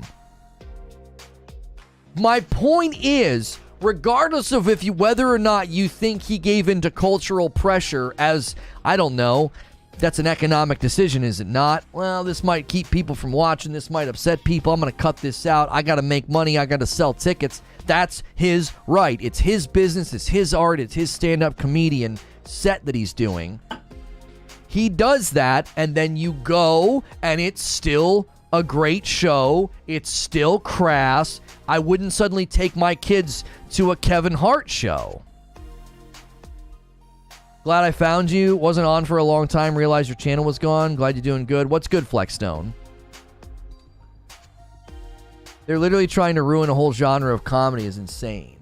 There are plenty of comedians that still make great jokes. You can give his leash can be a little bit longer. Quiet Shy. You can let him run around a little bit more than that. That wasn't that bad. The point is, he made a decision and people still want him to apologize. Those losers will never be satisfied. That's no, exactly. The people that still wanted to publicly flog him and hurt him and ruin him, yes, they're losers. Like they're scum. People that constantly want to hurt somebody publicly and hold them eternally accountable and make it hard for them to earn a living, you frick those people, right? Frick those people. Those people don't matter, right? I'm talking about GTA as a game doesn't need those jokes to maintain its identity. The fact that if you honestly think that, if you think this game needs those jokes or it's ruined, I think you have an over-realized sense of their importance. I don't think they're as important as you think they are.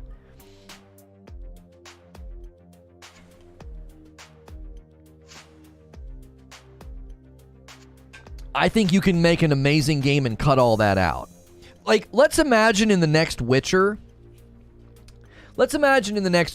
they're just like, you know what? We really think that all of the romance and nudity is just not necessary. Like, we don't like writing it or filming it anymore, really. We just have really felt like that's just not something we want in our game. Would that ruin The Witcher 4, that you can't go sleep around and see boobies? Guys, move on. Y'all still talking about this? Why don't you move on? We're talking about what we want to talk about, and if you don't like it, you can leave.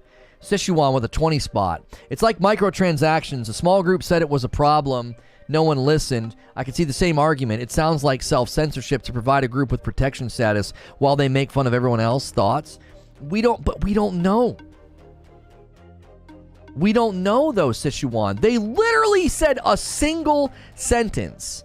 A couple of people said, we're not going to make these types of jokes anymore.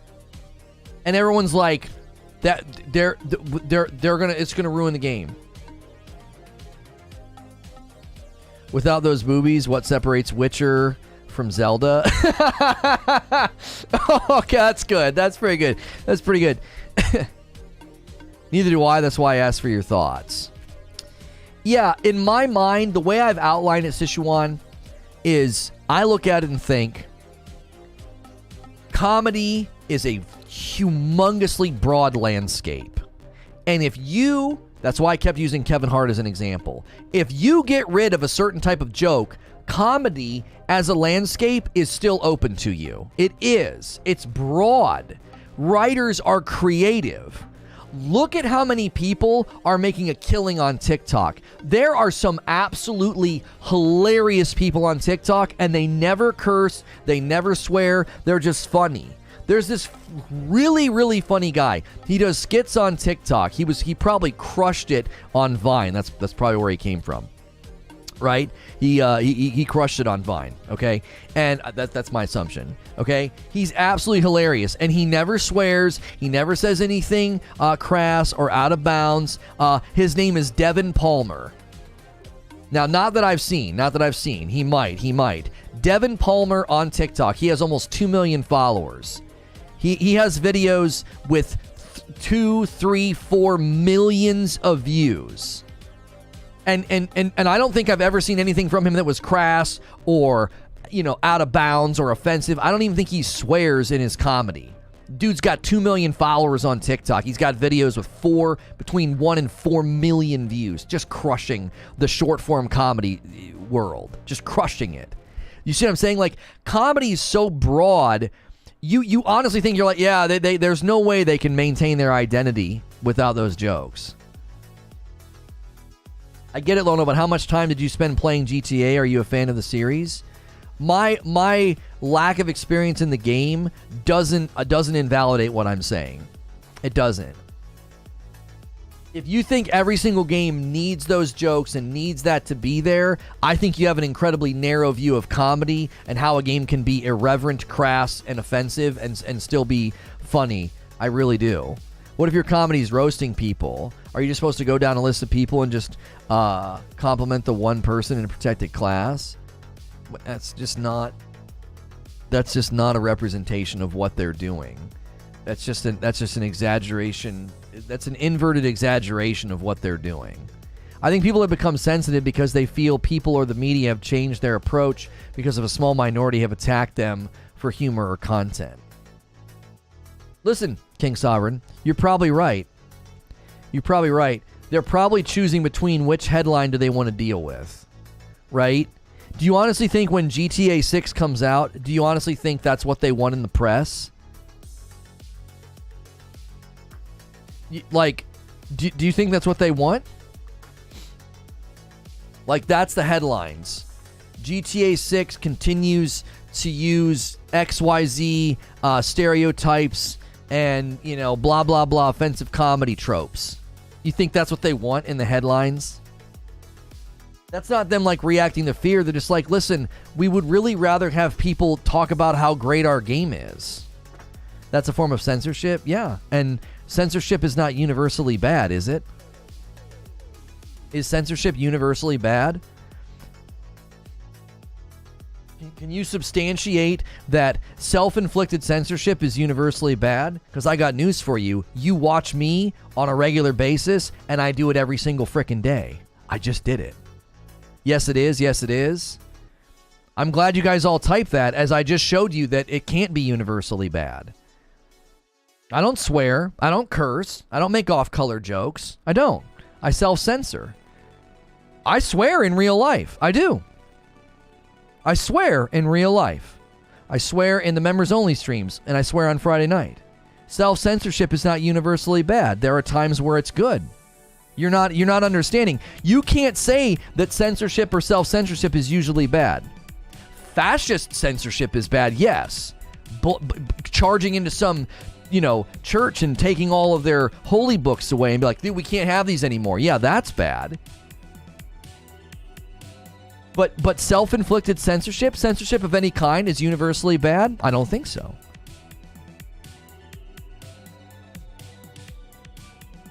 Slippery slope? Slippery slope is a fallacious way to argue. You understand that slippery slope is actually a fallacy. Like, it's so funny that people will invoke slippery slope not understanding that slippery slope is actually the title of an argumentative fallacy. Show up Friday nights and you know... Oh, who's big at the fat-fingered people? That's right.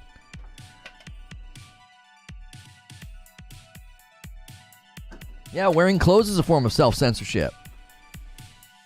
They don't let... Oh, this is going to get close to home. They don't let teachers talk in certain ways and do certain things, do they? It's a form of self-censorship. Why? Well, it's just not appropriate. You know, some teacher walks in the room to some, you know, like third grade class. What's up, sluts? What? Like, they just start swearing. That would be a problem, would it not? That teacher is self-censoring. That teacher is underneath a board that allows them to talk and say certain things. That's good, is it not? Nook with a $5 tip. What will Rockstar focus on more in GTA 6? Story, map, or online? I have no idea. Zubair. What's up, Suz? What's good, Zubair? Perfect timing. I talk like a blanking sailor. I can't do that at work. I work at K-12. I'd get fired so quick. It sounded like they were... The article that I read, Nook, it sounds like they're focusing largely on live service, ongoing editions, and online, yes. Best teacher ever. I want to have a conversation, but your chat is so busy. Timing people out, just saying. They're not timing people out. I think you're the only person that got bopped, Brandon X, and I instructed my mod to give you more running room if you want to make points and say stuff. You're free to do that.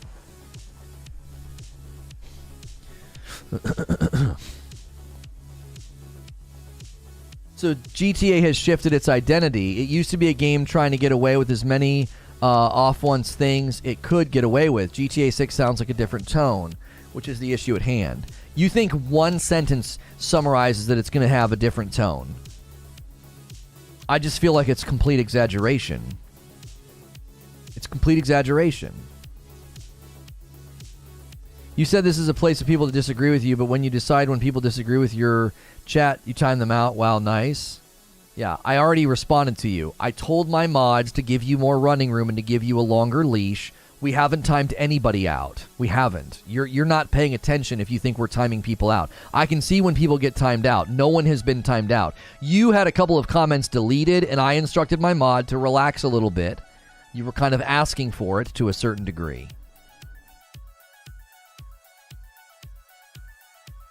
It's one sentence.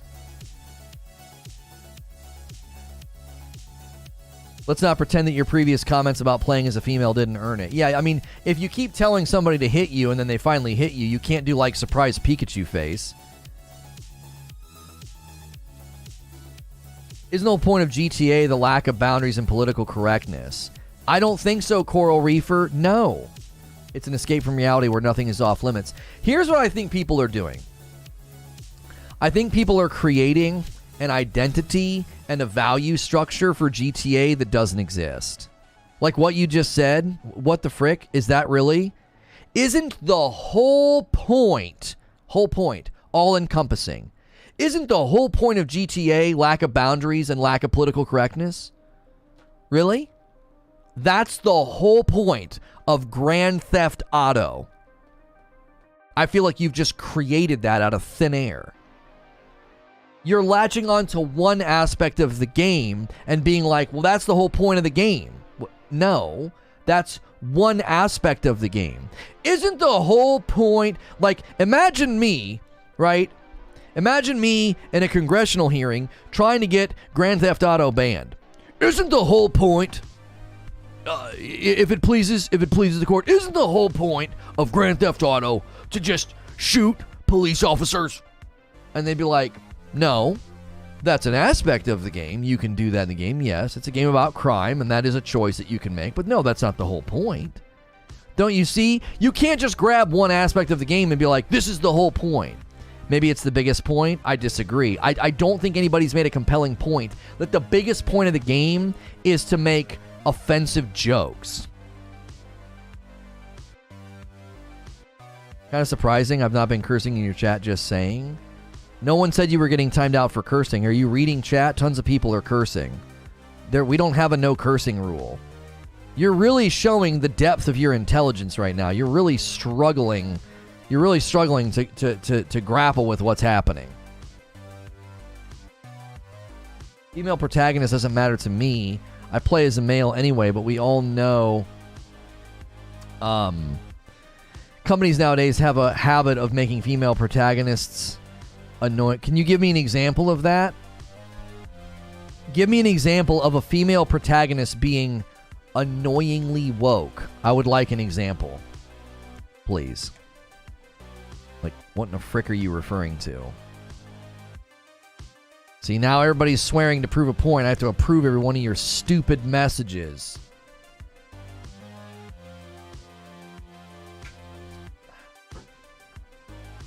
Resident Evil Netflix. Okay. Resident Evil Netflix. I'm actually going to start timing you out for the swearing because you guys are being annoying. Seriously. I'm not joking around. Members or not, you're getting TO'd if you keep doing it. You're making our poor mods work overtime. Knock it off. It's not conducive to the conversation anyway. All right? Behave yourselves. Behave yourselves. You sons of fricks. Self-censorship is usually caused by fear. The act of removing certain jokes not to have backlash is self-censorship. Unless you're scared of uncensoring yourself due to backlash is not the same. Okay. All right, hang on.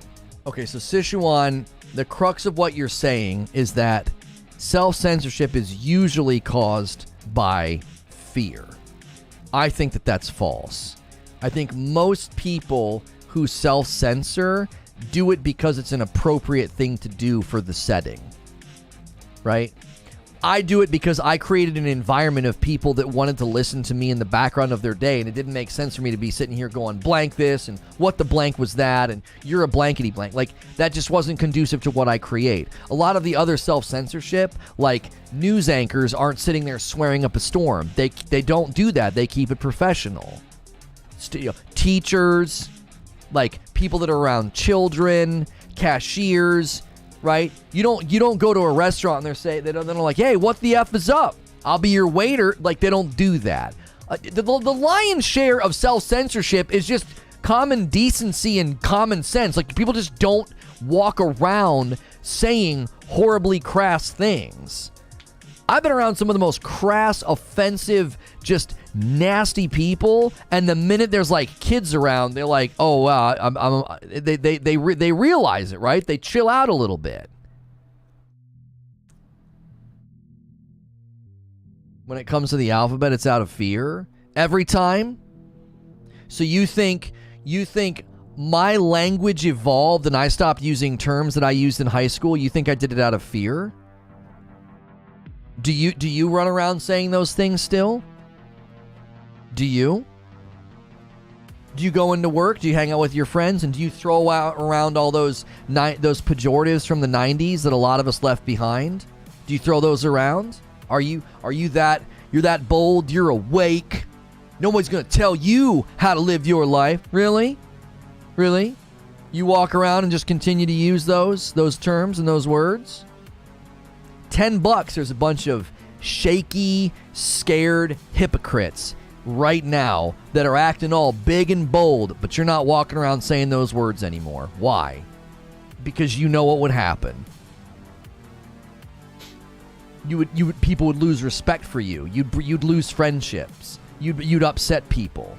Guaranteed. A lot of you big, bold, strutting, tough guys on the internet, $10 on the table. You don't do that in your normal life. Why? Because there'd be consequences. And you understand that it's probably going to go better for you to not act and talk in those ways. Dollars to donuts. You're not walking around talking and acting the way that you do on the internet. These guys that strut around and act like, I'm not going to be censored. I'm going to say what I want. I love that clip where the guy's like acting all huffy about how he can't say the N-word. And the guy's like, say it. Go on, say it. I'll say it with you. It's great. It's great. You can't be a rational adult. Self-censorship, the exercise of controlling over what one says or does, especially to avoid castigation. Right. Everybody does it. You go into a restaurant and you're like, yeah, what's up, Mother Blanker? I'll take a Mother Blankin chicken sandwich, and don't put none of that bullshit on it. You don't do that, right? You don't do that. You self-censor. You just have common sense, because they'd be like, excuse me, sir, you can't speak in that way. That's incredibly disrespectful and disruptive to the environment that you're in. I thought that's how you're supposed to order your meals. You know what I mean? I disagree that self-censorship is normally based on fear. I think it's normally based on kindness. That's exactly what I'm saying, YouTube lurker. Yes. That's exactly what I'm saying. Most of the time we're doing censorship and not using certain words, it's out of kindness. There's kids around, there's older folks you might upset, there's somebody from a different people group that you might irritate or offend. Like, that's just being decent. Like, you know what I'm saying?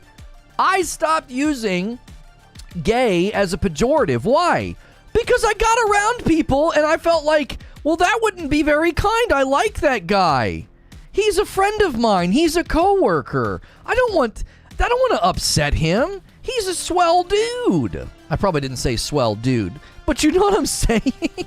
I evolved my vocabulary. Why? Because like I wasn't like scared like, oh, he's probably going to get me. He's probably going to cancel me. No, I was like, he's a nice dude. I like him. I've hung out at Perkins with other people from Best Buy. We all would go hang out at Perkins. I'm not going to sit there and be like, man, this chicken sandwich is so, they messed it up, man. That's so gay. I didn't do that anymore. It didn't make any sense. It didn't. It was like, why would I continue to do that? It isn't worth it. Like, oh, my vocabulary, my free speech. Shut up. Just shut up. It was just common decency.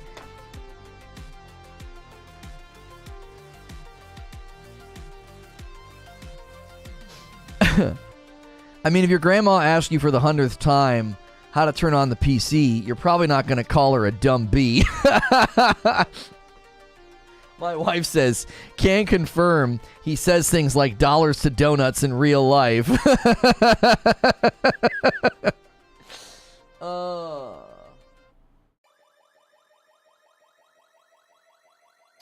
Yet you still say stupid regardless of my feelings. Did Lono just call a chicken sandwich? Well, I don't know if it could be. It's dead. Sadly, the political world has been energized to be more selfish with freedom of speech arguing. All I hear is people wanting to be more selfish and toss common decency away. Here's the thing. I think there is a Grand Canyon-sized chasm of difference between just being a decent person and kind of self-censoring your language. I think there's a chasm of difference between that and compelled speech. And what I think happens is people conflate the two and they smash them into one thing. And they're like, if you stop saying those things or those jokes or you stop doing that, that's this compelled speech censorship overlord. No, it's not. No, it's not. I got news for you. They start compelling speech, I'm on your team and I'm going to stand against it. Nope. No. Can't compel me to say anything. That's a terrible place to go. Let people say it. Sure. Go ahead. Go ahead. You want to say that word? You want to talk in that way? Go for it. Go for it. There'll be consequences, right? So that's the problem. When people look at GTA 6 and they're like, oh my gosh, those jokes are going to go away. I think they do. I think they jump over the skyscraper of logic and they're like, they're doing this out of fear. It's going to ruin the game. And I just don't think so. I've not been compelled today to think that this one sentence is going to break the fundamental identity of Grand Theft Auto 6. I don't think Grand Theft Auto 6 is suddenly going to be a lame, boring, uninteresting game because they had a shift in thought about comedy or jokes. I just don't think so. I've not been compelled today to think that. I actually think this is a better discussion. What do you think about hearing that less crunch has led to bottlenecks, slower dev time, lack of progress, and people leaving the company? I want to know what you guys think about that. I think that's a more interesting discussion. I think that's way more interesting. They got rid of crunch, mandatory 14-hour days, mandatory overtime. It's created bottlenecks, slower dev time, lack of progress, and some people even left the company. They're like, it's just taking too long. I think that is way more concerning than they're getting rid of some jokes. That's more concerning. Right? That's more concerning.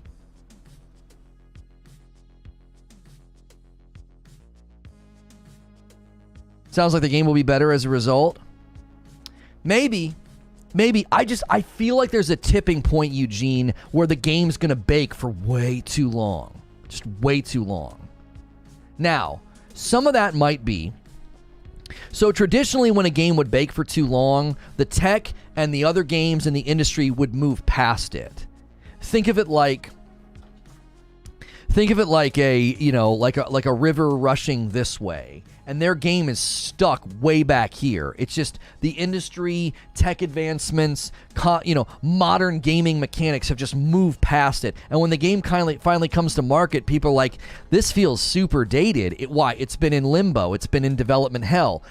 I think the difference now is I do think engines and assets are more agile, so they can be like, nah, man, this game will be totally fine, even if it takes us an extra 2 years to make it. Maybe your idea of how long a game should take is based on crunch. I know you're speaking generally, right? You're not talking about me. I'm not concerned because I'm like, oh, it's going to take too long.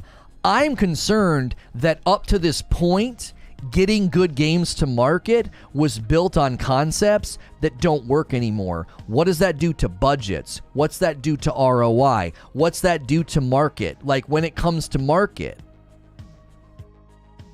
Do you see what I'm saying? The fragility of that is worrisome. It's like, wait. You're talking about like Red Dead Redemption and Red Dead Redemption 2. Those came to market on the backs of like mandatory overtime and crunch. What the frick? Well, how long is a game going to take? Are you going to be able to make a profit on it? Bottlenecks usually occur because you don't have enough decision makers. This was the opposite, Eugene, according to the article. They had too many decision makers. People felt like they always had to wait for some middleman to approve something. According to the article, they've got too many decision makers, and that's leading to bottlenecks.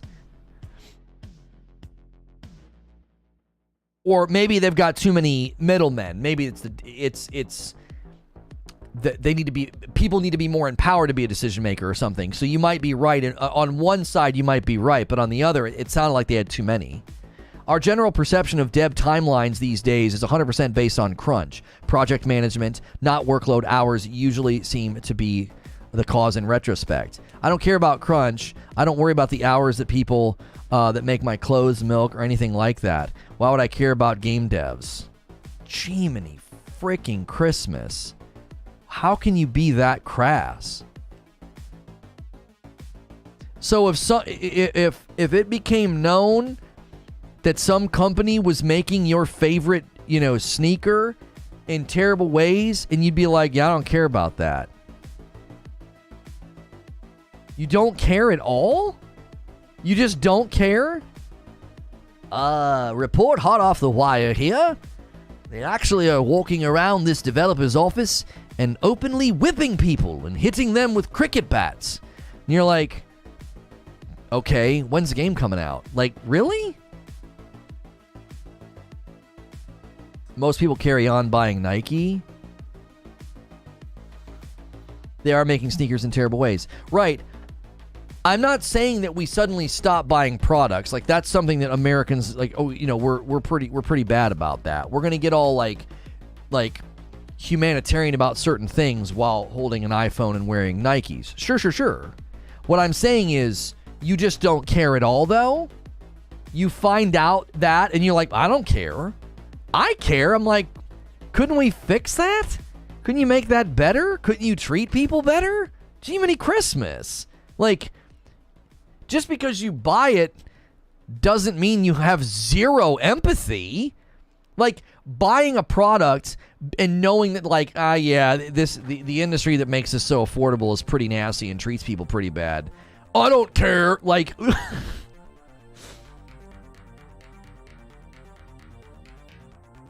I work 12 to 14 hours a day, but you still want your roads fixed? I'm not sure what you mean. The devs choose to work there. It's not forced. Man, this argument, I've had this one before. This one blows my frickin' mind. It absolutely blows my mind. It's like finding out your neighbor is beating the snot out of his kids, and you're like, well, my dad throws me down the stairs sometimes. Quit your crying. What? Why are you okay with that? Just because it's happening to you or in other industries, it doesn't mean it's good. You know what I'm saying? Just because you get hit less doesn't mean getting hit is okay. Like, I don't understand. What are you talking about? So other industries, other workplaces are just forcing overtime on people? You don't, you're like, just overworking the workforce. So, like, what? Get over it. Happens to me. Who cares? What do you mean, who cares? If they get paid overtime, I work overtime and I get paid? No. I didn't say overtime is bad. Overtime happens, for sure. Some people like to get overtime right before a holiday or a vacation. They like, dude, I'll take every shift I can get. Let's go. And you do it for like a season. And you make that money, right? Forced overtime, 7-day work weeks, 14 hours a day. That's not healthy. It's actually bad for that person's life and body and mind. And shrugging at that and being like, who cares?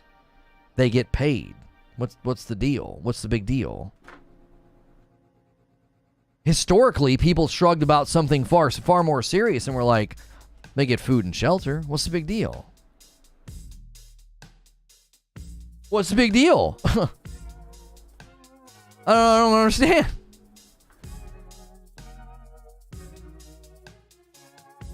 Check out the history of the devs that made all the Mario Brothers games. They weren't forced to work overtime. They chose it. Right. There's a difference between people like passionately overworking themselves and a company being like, we're no longer going to force a 7-day work week, 14 hours a day. We're no longer going to force that. That should be celebrated. I totally missed this coffee odor.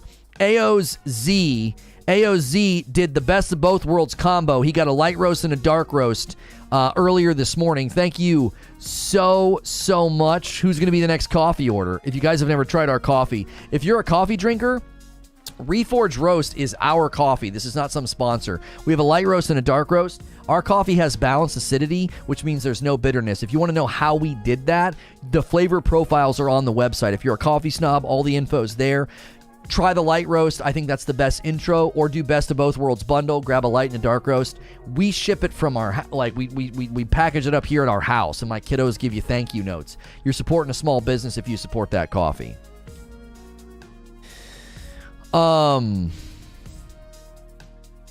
Historically, it was one people. Exactly. You can't force passion. The funny thing is that the devs that's working overtime, we don't hear them complain because they're getting paid. We don't hear them complain. So that's false. That's not true. Tons of people complained and spoke out about this. Tons of people quit and walked away to the point. Think about what you're saying. It got so bad that Rockstar was like, this isn't sustainable. Like, we will not survive as a company if we keep doing this. If you grind your people to dust, you'll end up with nothing but dust. You can't go that route. So that's my point, is like, they made an actual business decision to say, this isn't working. People are angry. The morale is bad. It's down. It's going to affect the work. We're losing employees. We got to change. And the fact that people get like mad about that or act like that's not a good thing, you're weird.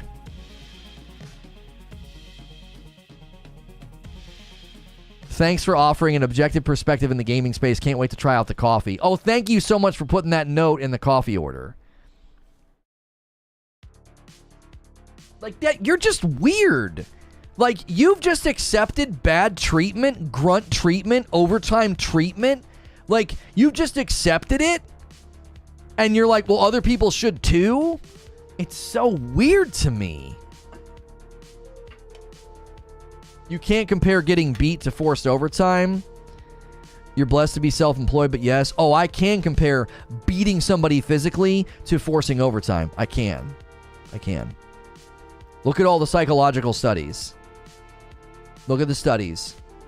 It's just as harmful to a person to be overworked, threatened, and verbally coerced, forced into working overtime. It's actually bad for them, and at similar levels of damage to their psychological well-being. Their physical body is not being hit with something, but yes. No, you can't. Please don't do that.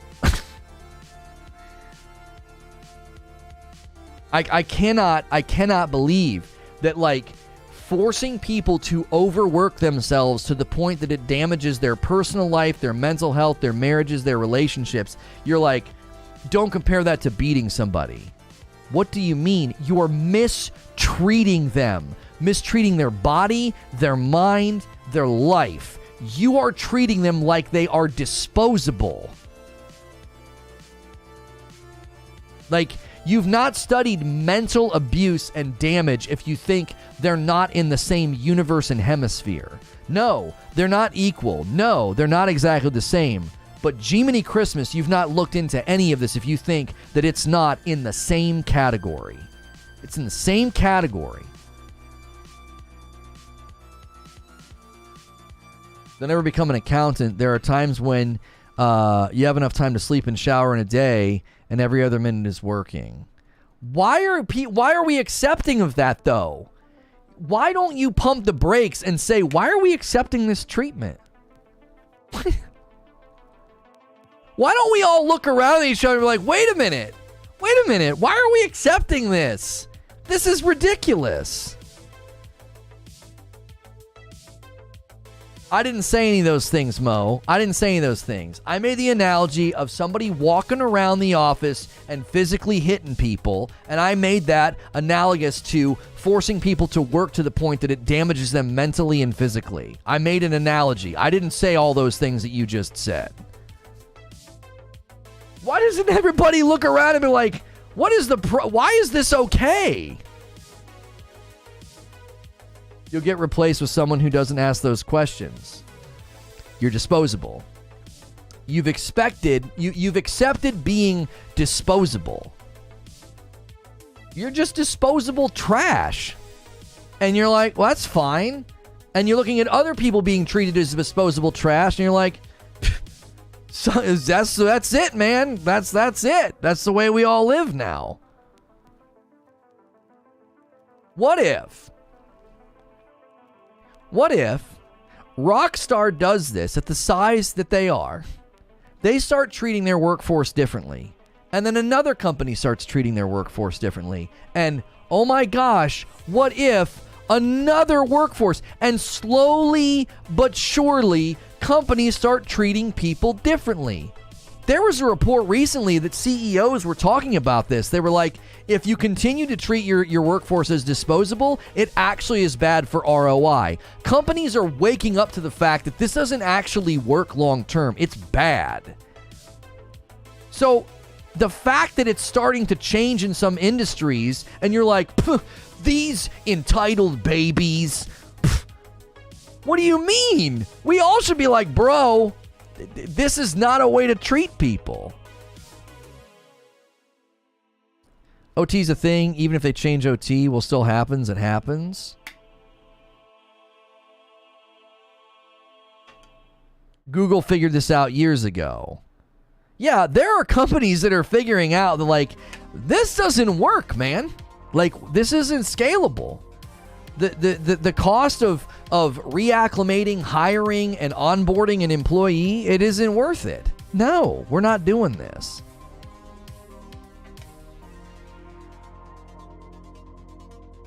I orchestrated a mutiny in my app dev team for this very reason. Guess what happened? The brass backed the blank off.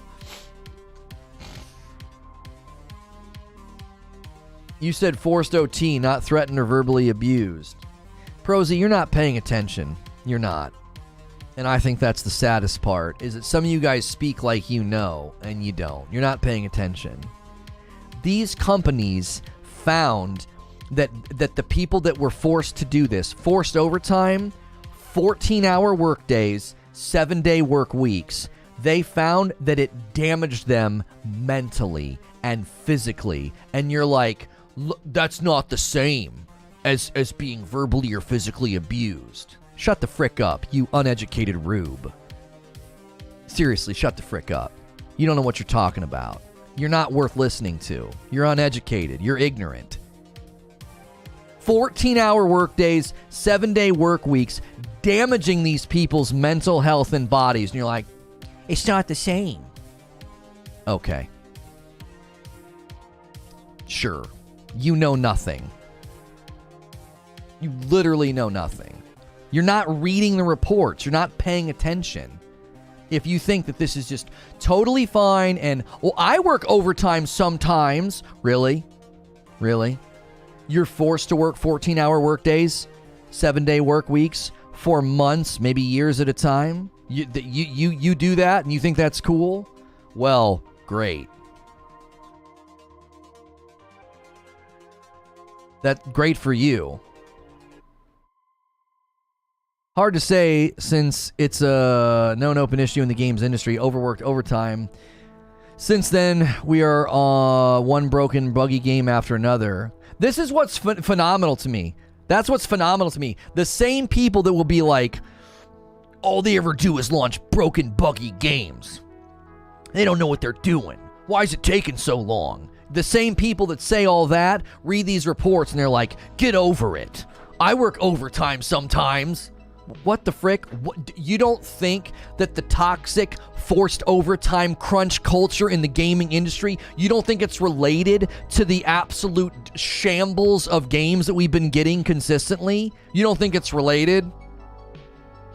Maybe it's not working. Maybe it's leading to terrible products and terrible items being sold to you. I'm pretty passionate about this. The environmental firm my wife works for makes her pull multiple 14s and occasional 16-hour days. Her norm is 12. It's not healthy. Yeah. What does it profit you to gain all this money and to lose your body and your mind, right? To change a famous saying, right? What does it profit a man if he gains the whole world but forfeits his soul? What does it profit you if you put people through this and you live your life like this and you turn around and you're a shell of who you used to be? Your brain is fried, your body's fried, but the bank account's full. Who gives a frick? You just sacrificed you. You sacrificed you for what? For what?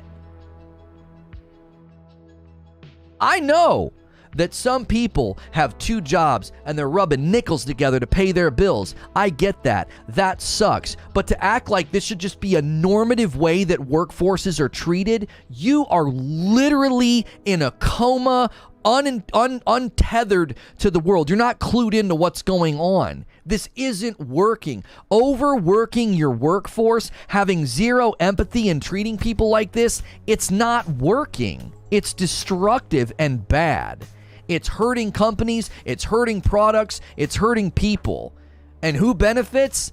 The teeny tiny microscopic percentage of people benefit from this kind of a situation, to the point that they're actually not benefiting as much as they used to. That's why these companies are changing.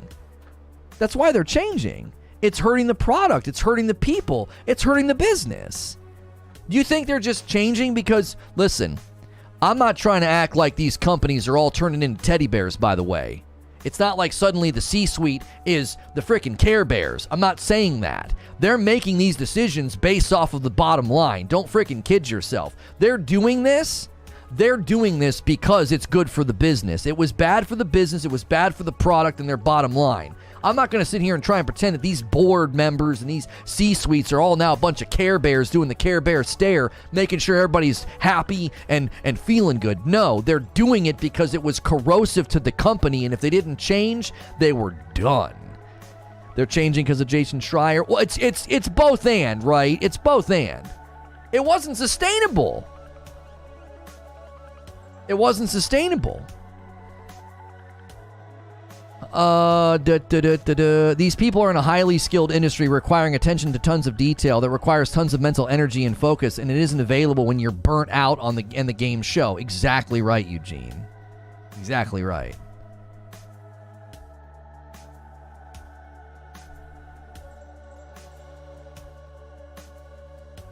You need to see my degrees? I don't care how many degrees you have. You can have a PhD and be ignorant. You can have a PhD and be ignorant.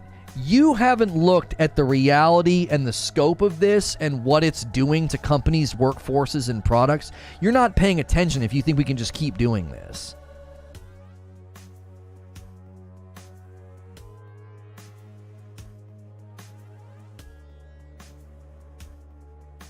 Like, you can have degrees, you can be highly educated. In this particular field, you're just saying stuff that's ignorant.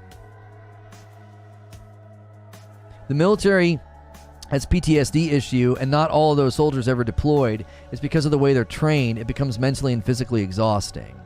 Right, you can alter a person's brain and brain chemistry by the way they're treated, for sure.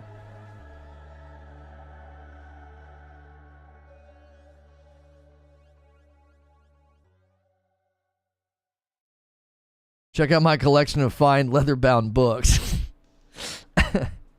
We didn't do the ad running experiment today. We didn't do it. I'm all for an awesome female character in GTA who's relatable and has good development behind her. But if the game is just going to be, look, she's a woman, respect her, then I'm out. I have a hard time believing a Grand Theft Auto game is going to do that. They described it as a Bonnie and Clyde situation. That doesn't sound like that to me. The data shows extending the workday does not increase productivity. People just stretch the same amount of work over that longer time period. Yeah, and quality of their work goes down. Yep. The quality of their work goes down. Like, that's what I'm saying. Like, you're not paying attention if you think forced overtime and crunch is a good thing. You're not paying attention if you think it's good and it should continue and these people should just suck it up. I work overtime too. I don't even think you're landing on the landscape of the discussion if you think that. You're not paying attention. It's been bad for the industry. It's been bad for the games. It's been bad for everybody attached. It's bad for gamers. We're all, like, gamers are all, like, cynical and almost disillusioned and disenfranchised. Like, this is all because of years of just flubbed launches and buggy games and disappointment. For the record, though, we should listen to people with law degrees. That's right.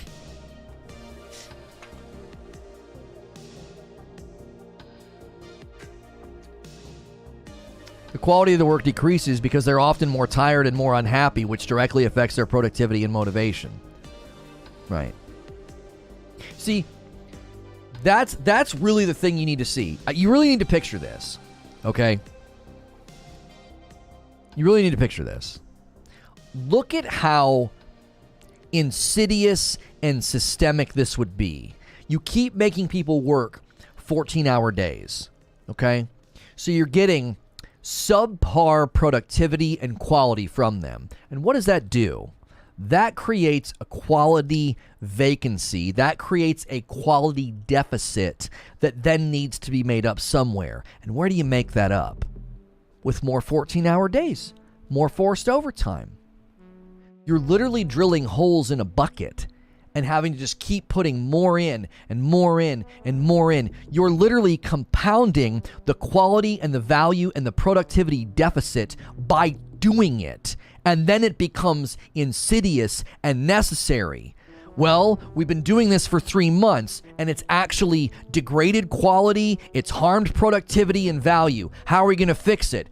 Just keep working more. Just keep working harder. That's why it's so systemic and so insidious. You're actually creating and compounding the very thing that you're trying to solve. You're trying to solve it with overtime and with 7-day work weeks, and the overtime and the 7-day work weeks are creating the very thing that you're trying to solve.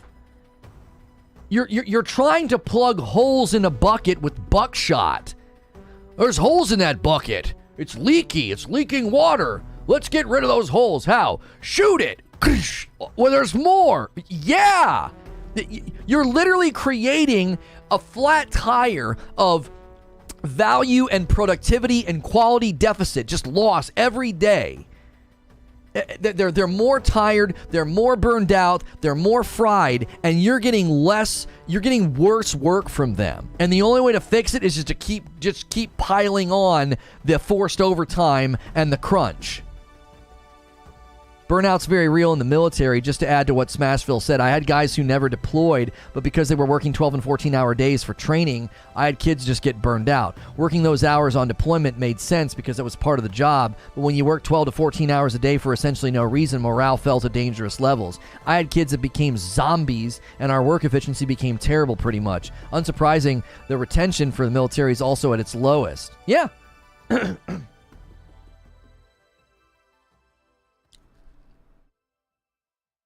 This is why it's so important that a company the size of Rockstar is like, we got to change this. I'm just going to say that people who say suck it up are not really talking about the gaming industry. It's their own experience. Doesn't make them uneducated or horrible. I didn't say they were horrible. I said they were uneducated and ignorant, because they are.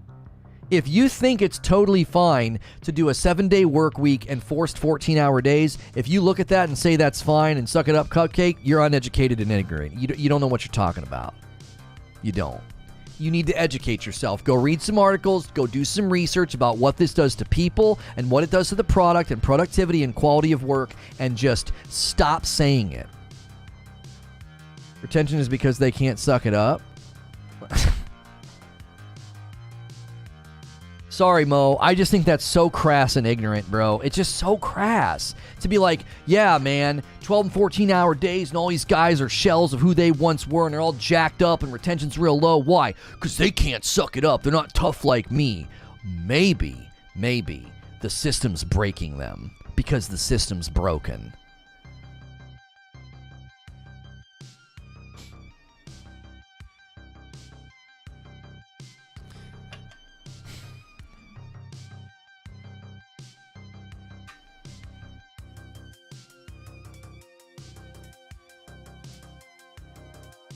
Like, it would be like going into a company and they've got this machine, right?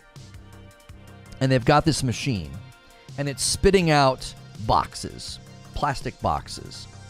And a large percentage of those boxes are coming out and they're cracked. Okay? You wouldn't look at that and say, well, it's the material's fault. It's not tough enough. Clearly, it's the material's fault. Get stronger material. You get stronger material, and it gunks up the machine, and it breaks the machine, or it makes the machine take way longer, right? What if they're coming out cracked because there's an inherent flaw in the machine?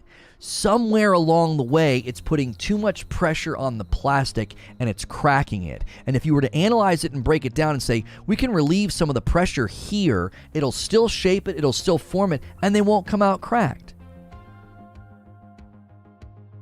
Like, people coming out on the other end of like this military thing that Wheezy's talking about, or game development, and they're coming out cracked and broken and messed up, and you're like, well, clearly you weren't tough enough.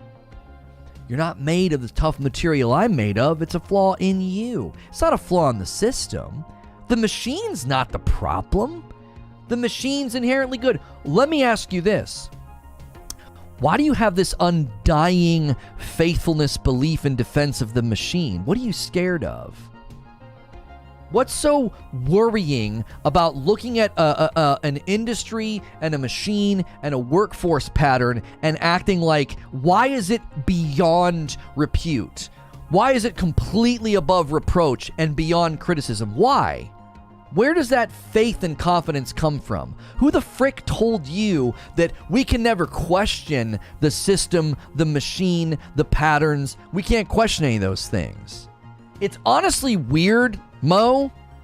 I'm going to be 100% real. I'm going to go real deep. It's weird to see a minority not think that there could be a problem with the machine. That's weird to me. Like, I feel like that should resonate with you. Like, yeah, there's a problem with the machine.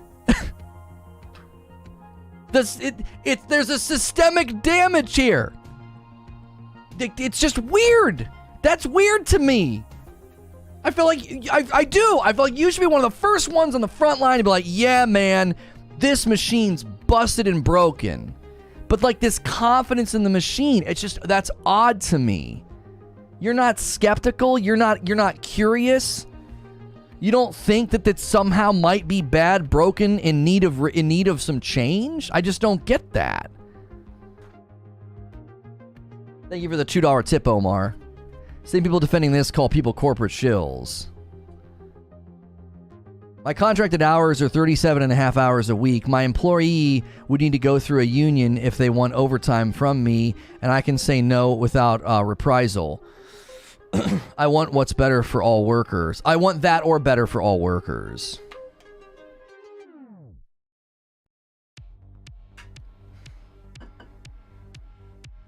Omar from the top again.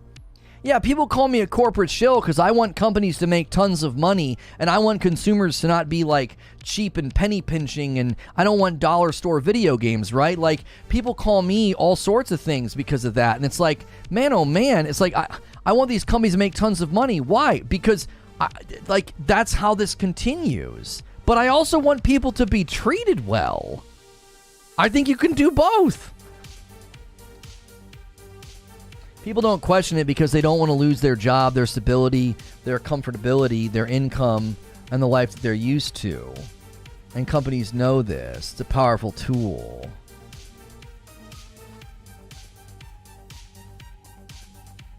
I think comparing military to dev crunch isn't helping the conversation. Isn't there an ocean of difference in the job? No, Noble Beast. No, I think it was a good comparison. Wheezy brought up another area and another machine that's just wringing people out like rags, and they come out on the other end of it broken and damaged. And we can't just shrug at that and be like, they weren't tough enough. I find that to be absolutely just troubling that people think that way. Jay Stubbles, somebody from the industry. I've done a lot of overtime crunches in the last 22 years. It's 100% untenable. It breaks people down physically and emotionally. There's no honor or respect in acting tough about it. Preach. The Punisher is going to have a series on Disney Plus. John Bernthal will return as Frank Castle, and the series is going to be MA. It was announced at Yes! Oh, I could be happier. I love Johnny Bernthal, baby. He is Frank Castle. No one else. That is so exciting that they're actually going to do that. I hope that's not a fake leak. I hope that's not fake. I hope that's real. I hope that's rooted in something, man. Oh, that Marvel Updates Twitter. Are they reliable? I don't know. They spell updates with a 3. Ugh. I hope it's real. Golly, I hope that's real. That could be fake. Oh man, that got me. I'm already excited at even the prospect. Bernthal's the man.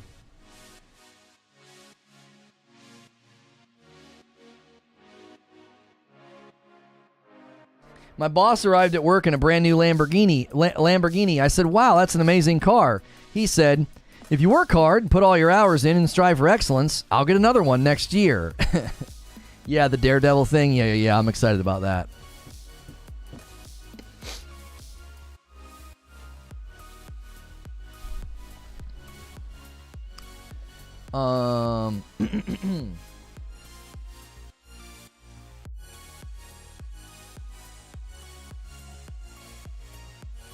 Gamers are like, whatever, man. I was up for a week straight playing Roblox. Tame with a $5 tip. During peak sickie, my mother was in the medical field, ended up working 7 days a week, and would call me crying. Just suck it up, right? Yeah, she's just not tough enough, Tame. Just suck it up. You know? You gotta be tougher than that, man. 7 days a week, insane hours, insane exhaustion, mental breakdown, body breakdown. Dude, freaking toughen up. You know? Suck it up, man.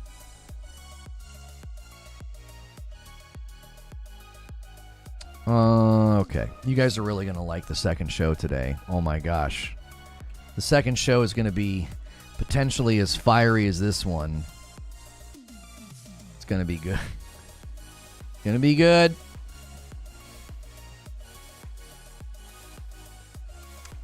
Going to be good. Hang on.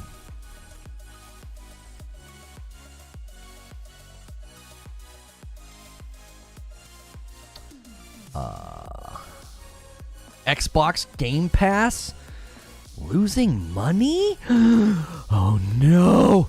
Here comes Loney. Here he comes. He's grabbing a chair. He's grabbing a chair from underneath the canvas. Here it comes. All right. Do that. Do that. And I tell you what. We'll go early, but I want people to get the 30-minute noti. So I'm gonna put it at 12:30, but we're gonna have to go early because I don't want this one to hit 3 hours.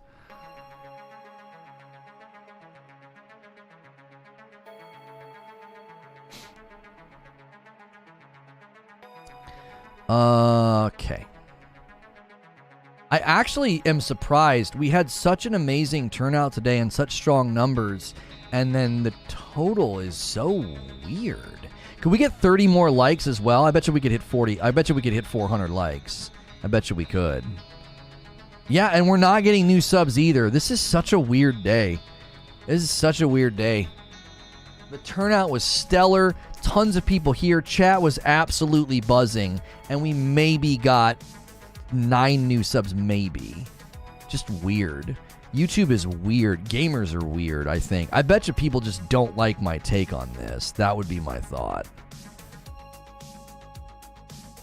You know?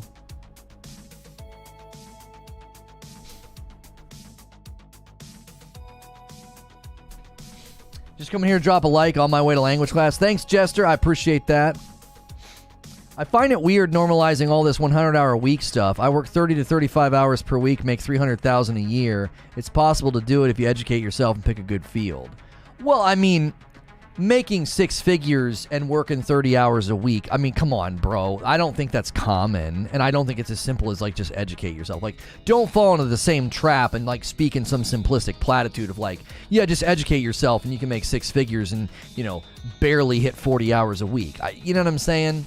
Like, I would say you are a very, very, you are, that's 1% if I've ever heard of it. That you are in a small minority of people.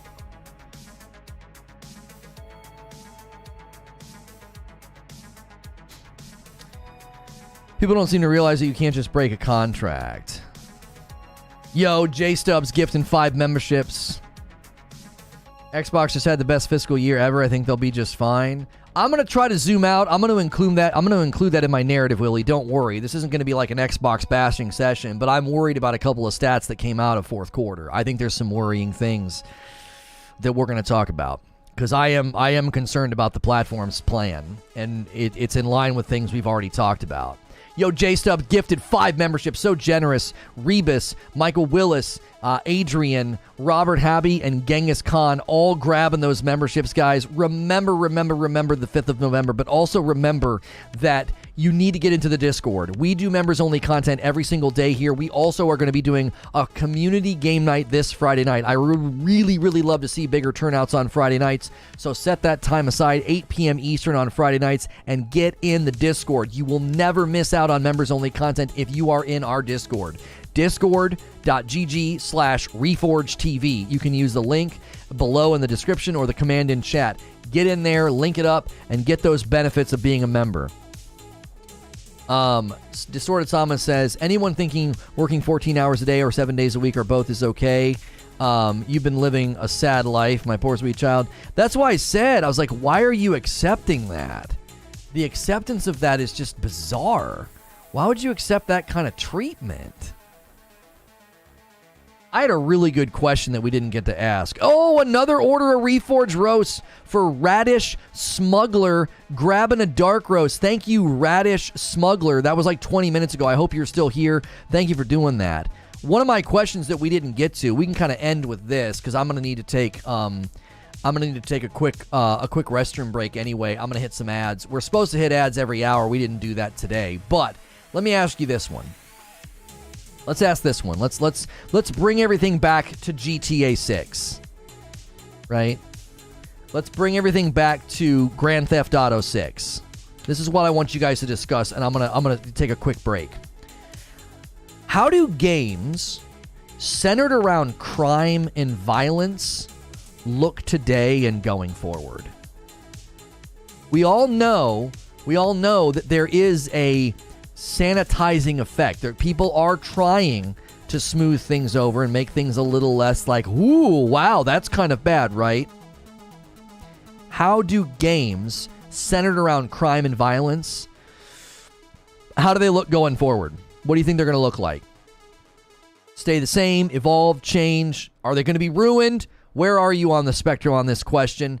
Type up your answers. I'll come back from the break and read through what you guys think.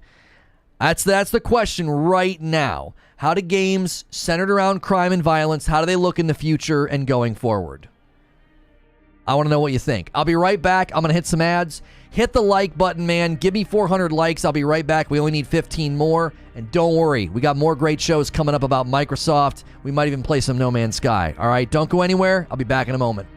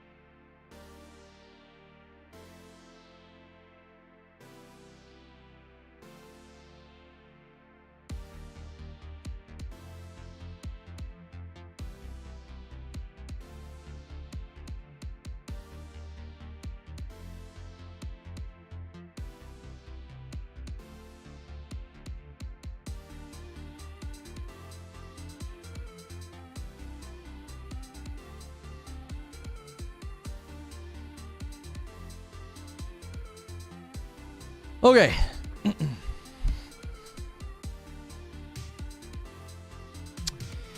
Okay. I want to read your guys' answers to my question. We got a little bit of time here.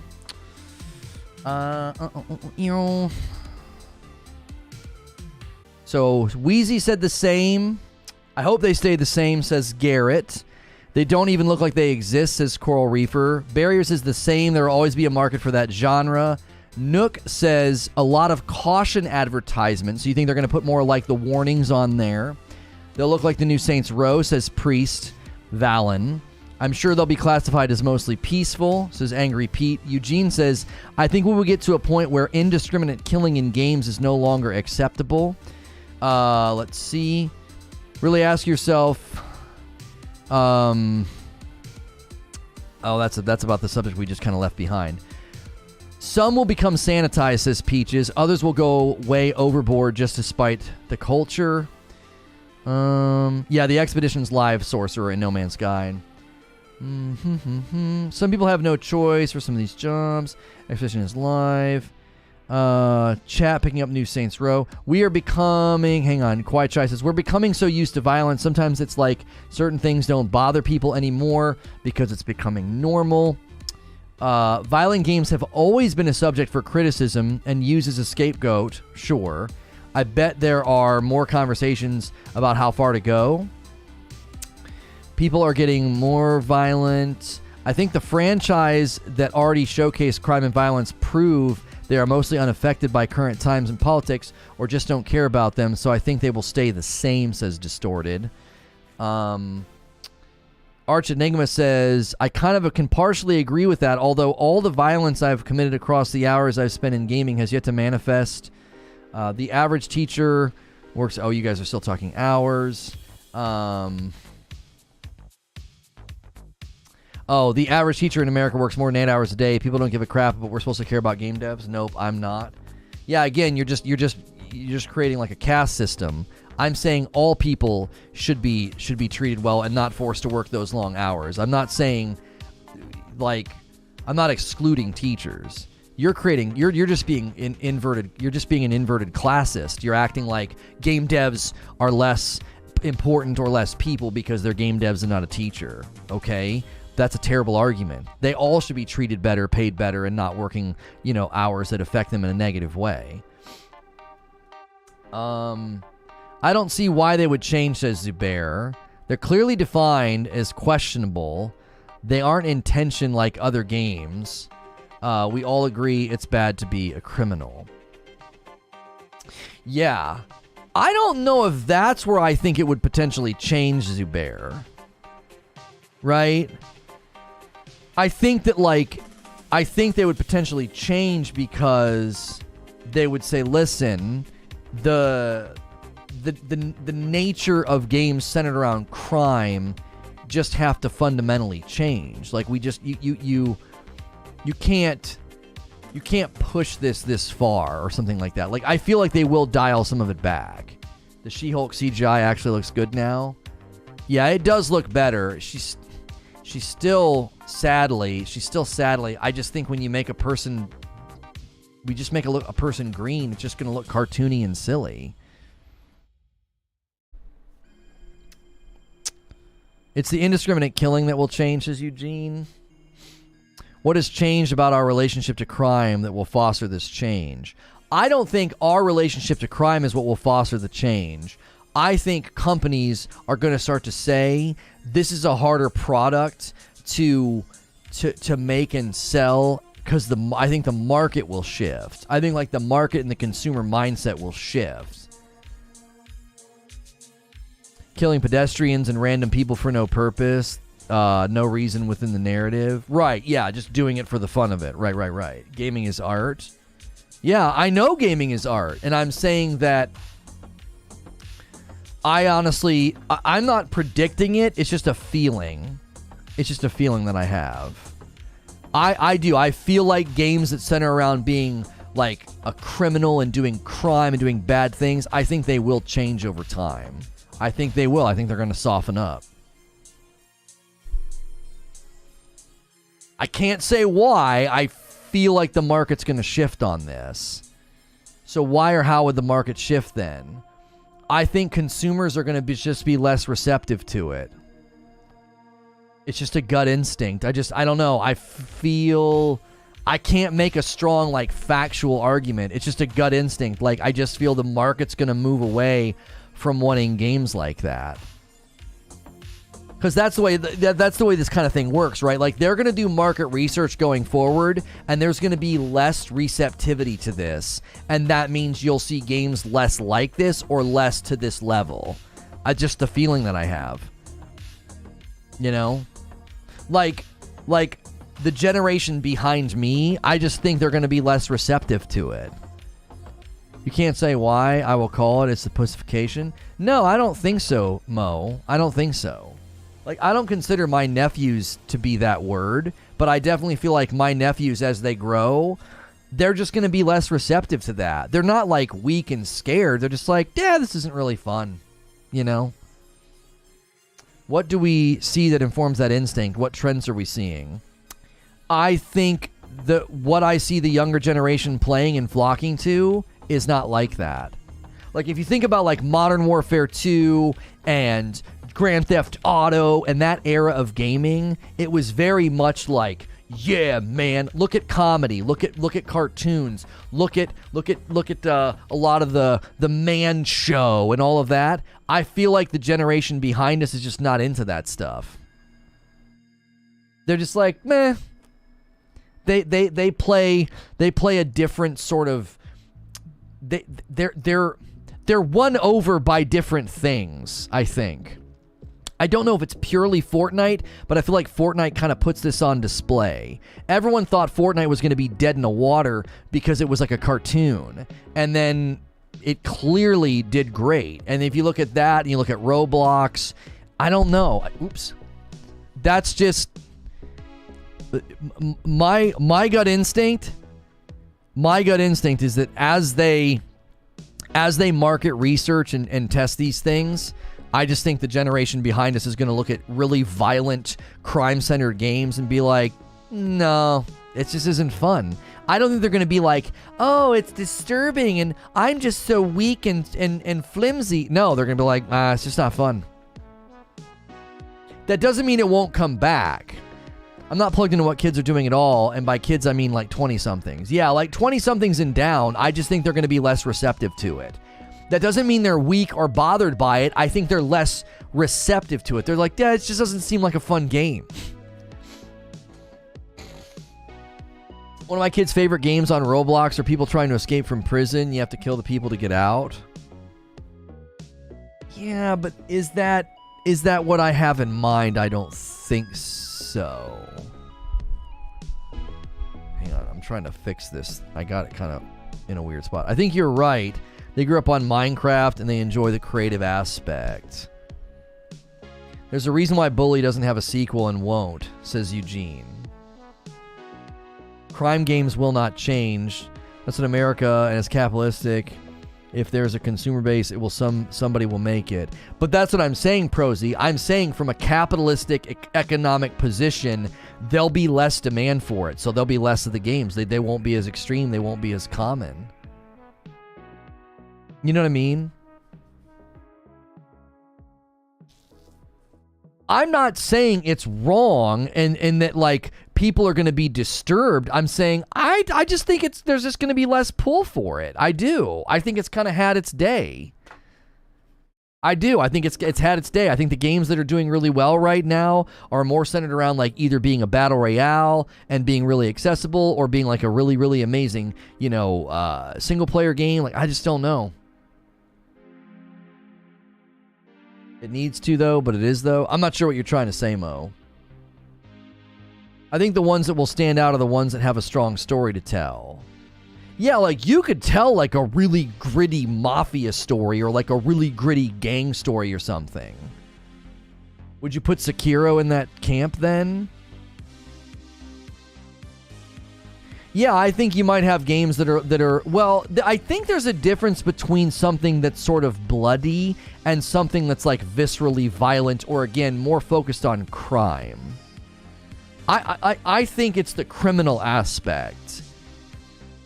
Like a game focused around being like a criminal focused sort of like rough, edgy, violent game. I don't think that those will be as the generation behind us. I don't think it's going to be as receptive to it. That doesn't mean you can't have like a Ghost of Tsushima where you're like slashing through people and there's blood. I don't think that's going to go away. How far does this go then? Because there's a difference between shooting a civilian and shooting a living machine with the bow, but they're on the same spectrum of action.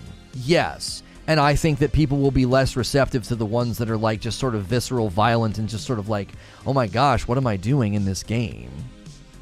Crime games are great and need to stay. I'm not arguing that they need to go away and they need to be receptive to it. Why? Why do young people need to be receptive to games where you are a criminal? Why? You're creating an imperative. They need to be receptive. An imperative is an ought or an ought not. They ought to do this. They ought to be receptive. Why? My 17-year-old son still gets on GTA for an hour or two here and there. They play it like The Sims. I'm not saying that there won't be people from that generation that like these games. I'm saying when they do the market research, I think that generation will be less receptive to like crime-focused violent games. I'm not saying there won't be a market for it or there won't be a percentage of people that like that. I'm saying they'll be less inclined to play that type of game. So you will see less of a presence in the market for those games.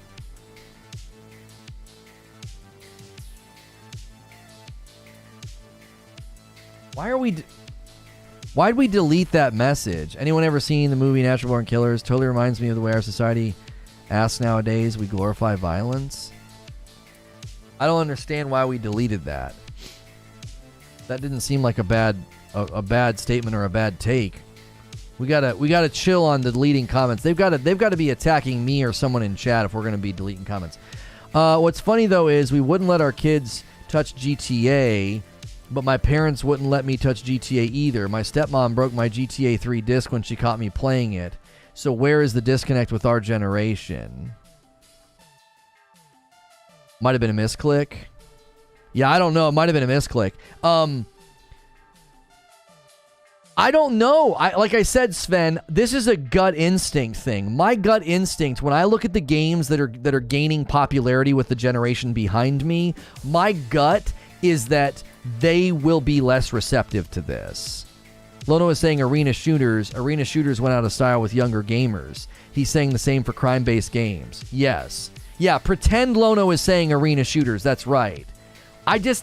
It's just my gut instinct. I'm just looking at trends. I'm looking at how game popularity is working. I'm looking how the generation behind me is reacting to streamers and YouTubers and content. Like, there are dudes who literally watch TikTok Call of Duty streamers every day, and they're young, right? Like, that's what they're consuming. I feel like that generation will be less receptive to, like, super crime-focused violent games. They're just going to be like...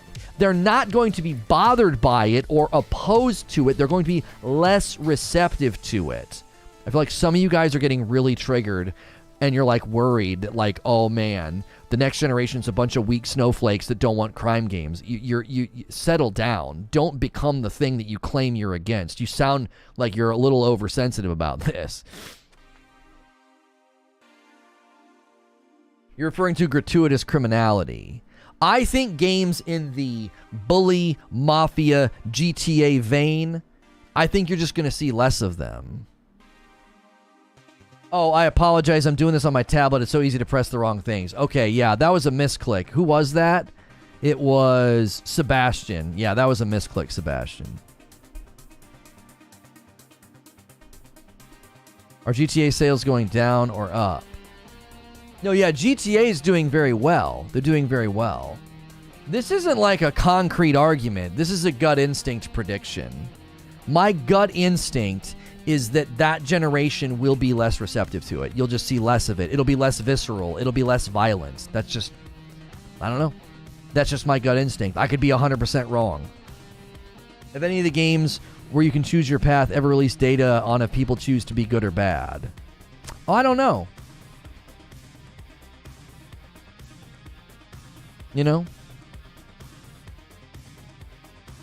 If I can't let my kids live their life, then that's on you being not letting titty out of their mouth. What?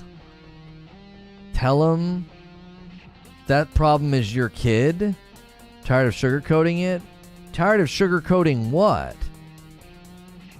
You're saying that the problem's with my kid if, like, my nephews and my kids are less receptive to, like, crime-focused violent games?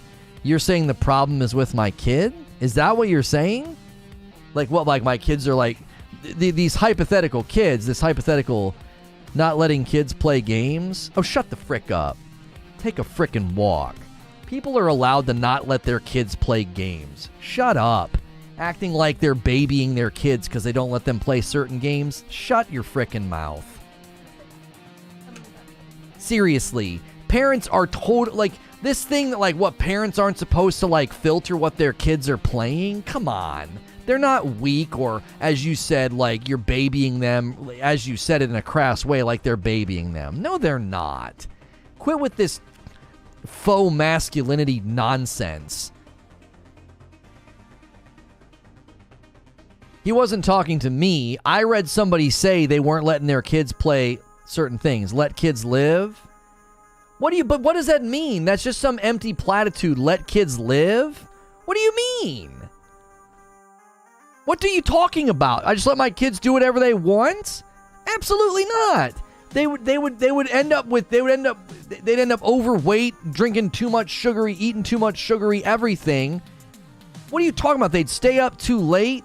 What do you mean let kids live? Wasn't talking to you? Right, but you're talking about something that I would do and am currently doing. I have children. I don't let them play certain games. I won't let them play certain games. What do you mean let them live? What are you talking about? You're speaking about people in chat that are doing and saying things that I'm doing. If you raise them right, then who are you to say what's raising a kid right? Are you the arbiter of how to raise children and what they should be exposed to?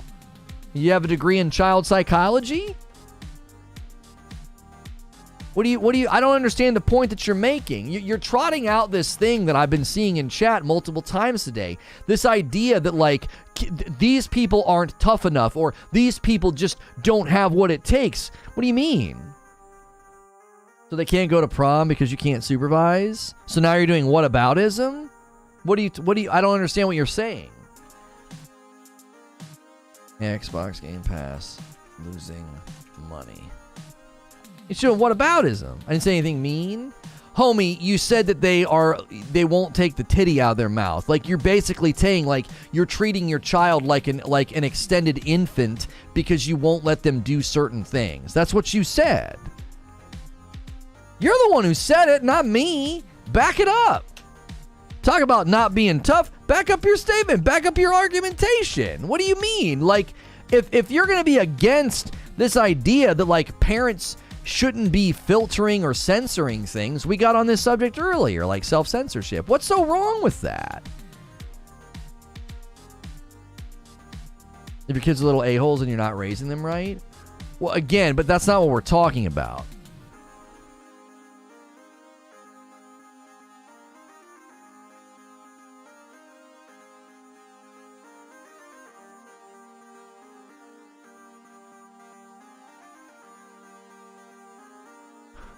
Hang on, I gotta send this tweet through.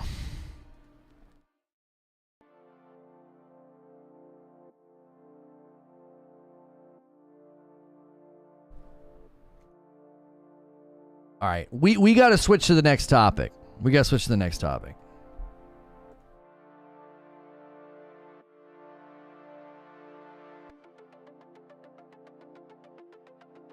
Yeah, I like that report. That report's really cool. I don't know if we're going to end up using that in anything. Okay.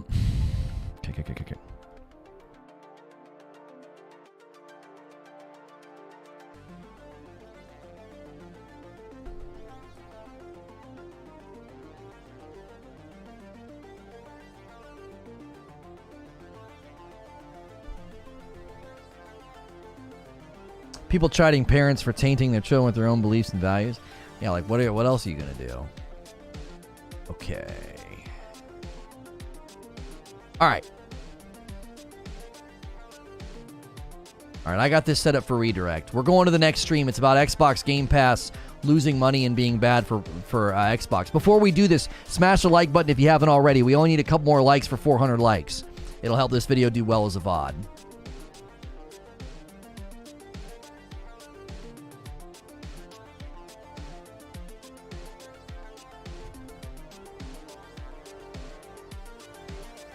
The link is in chat if redirect doesn't work.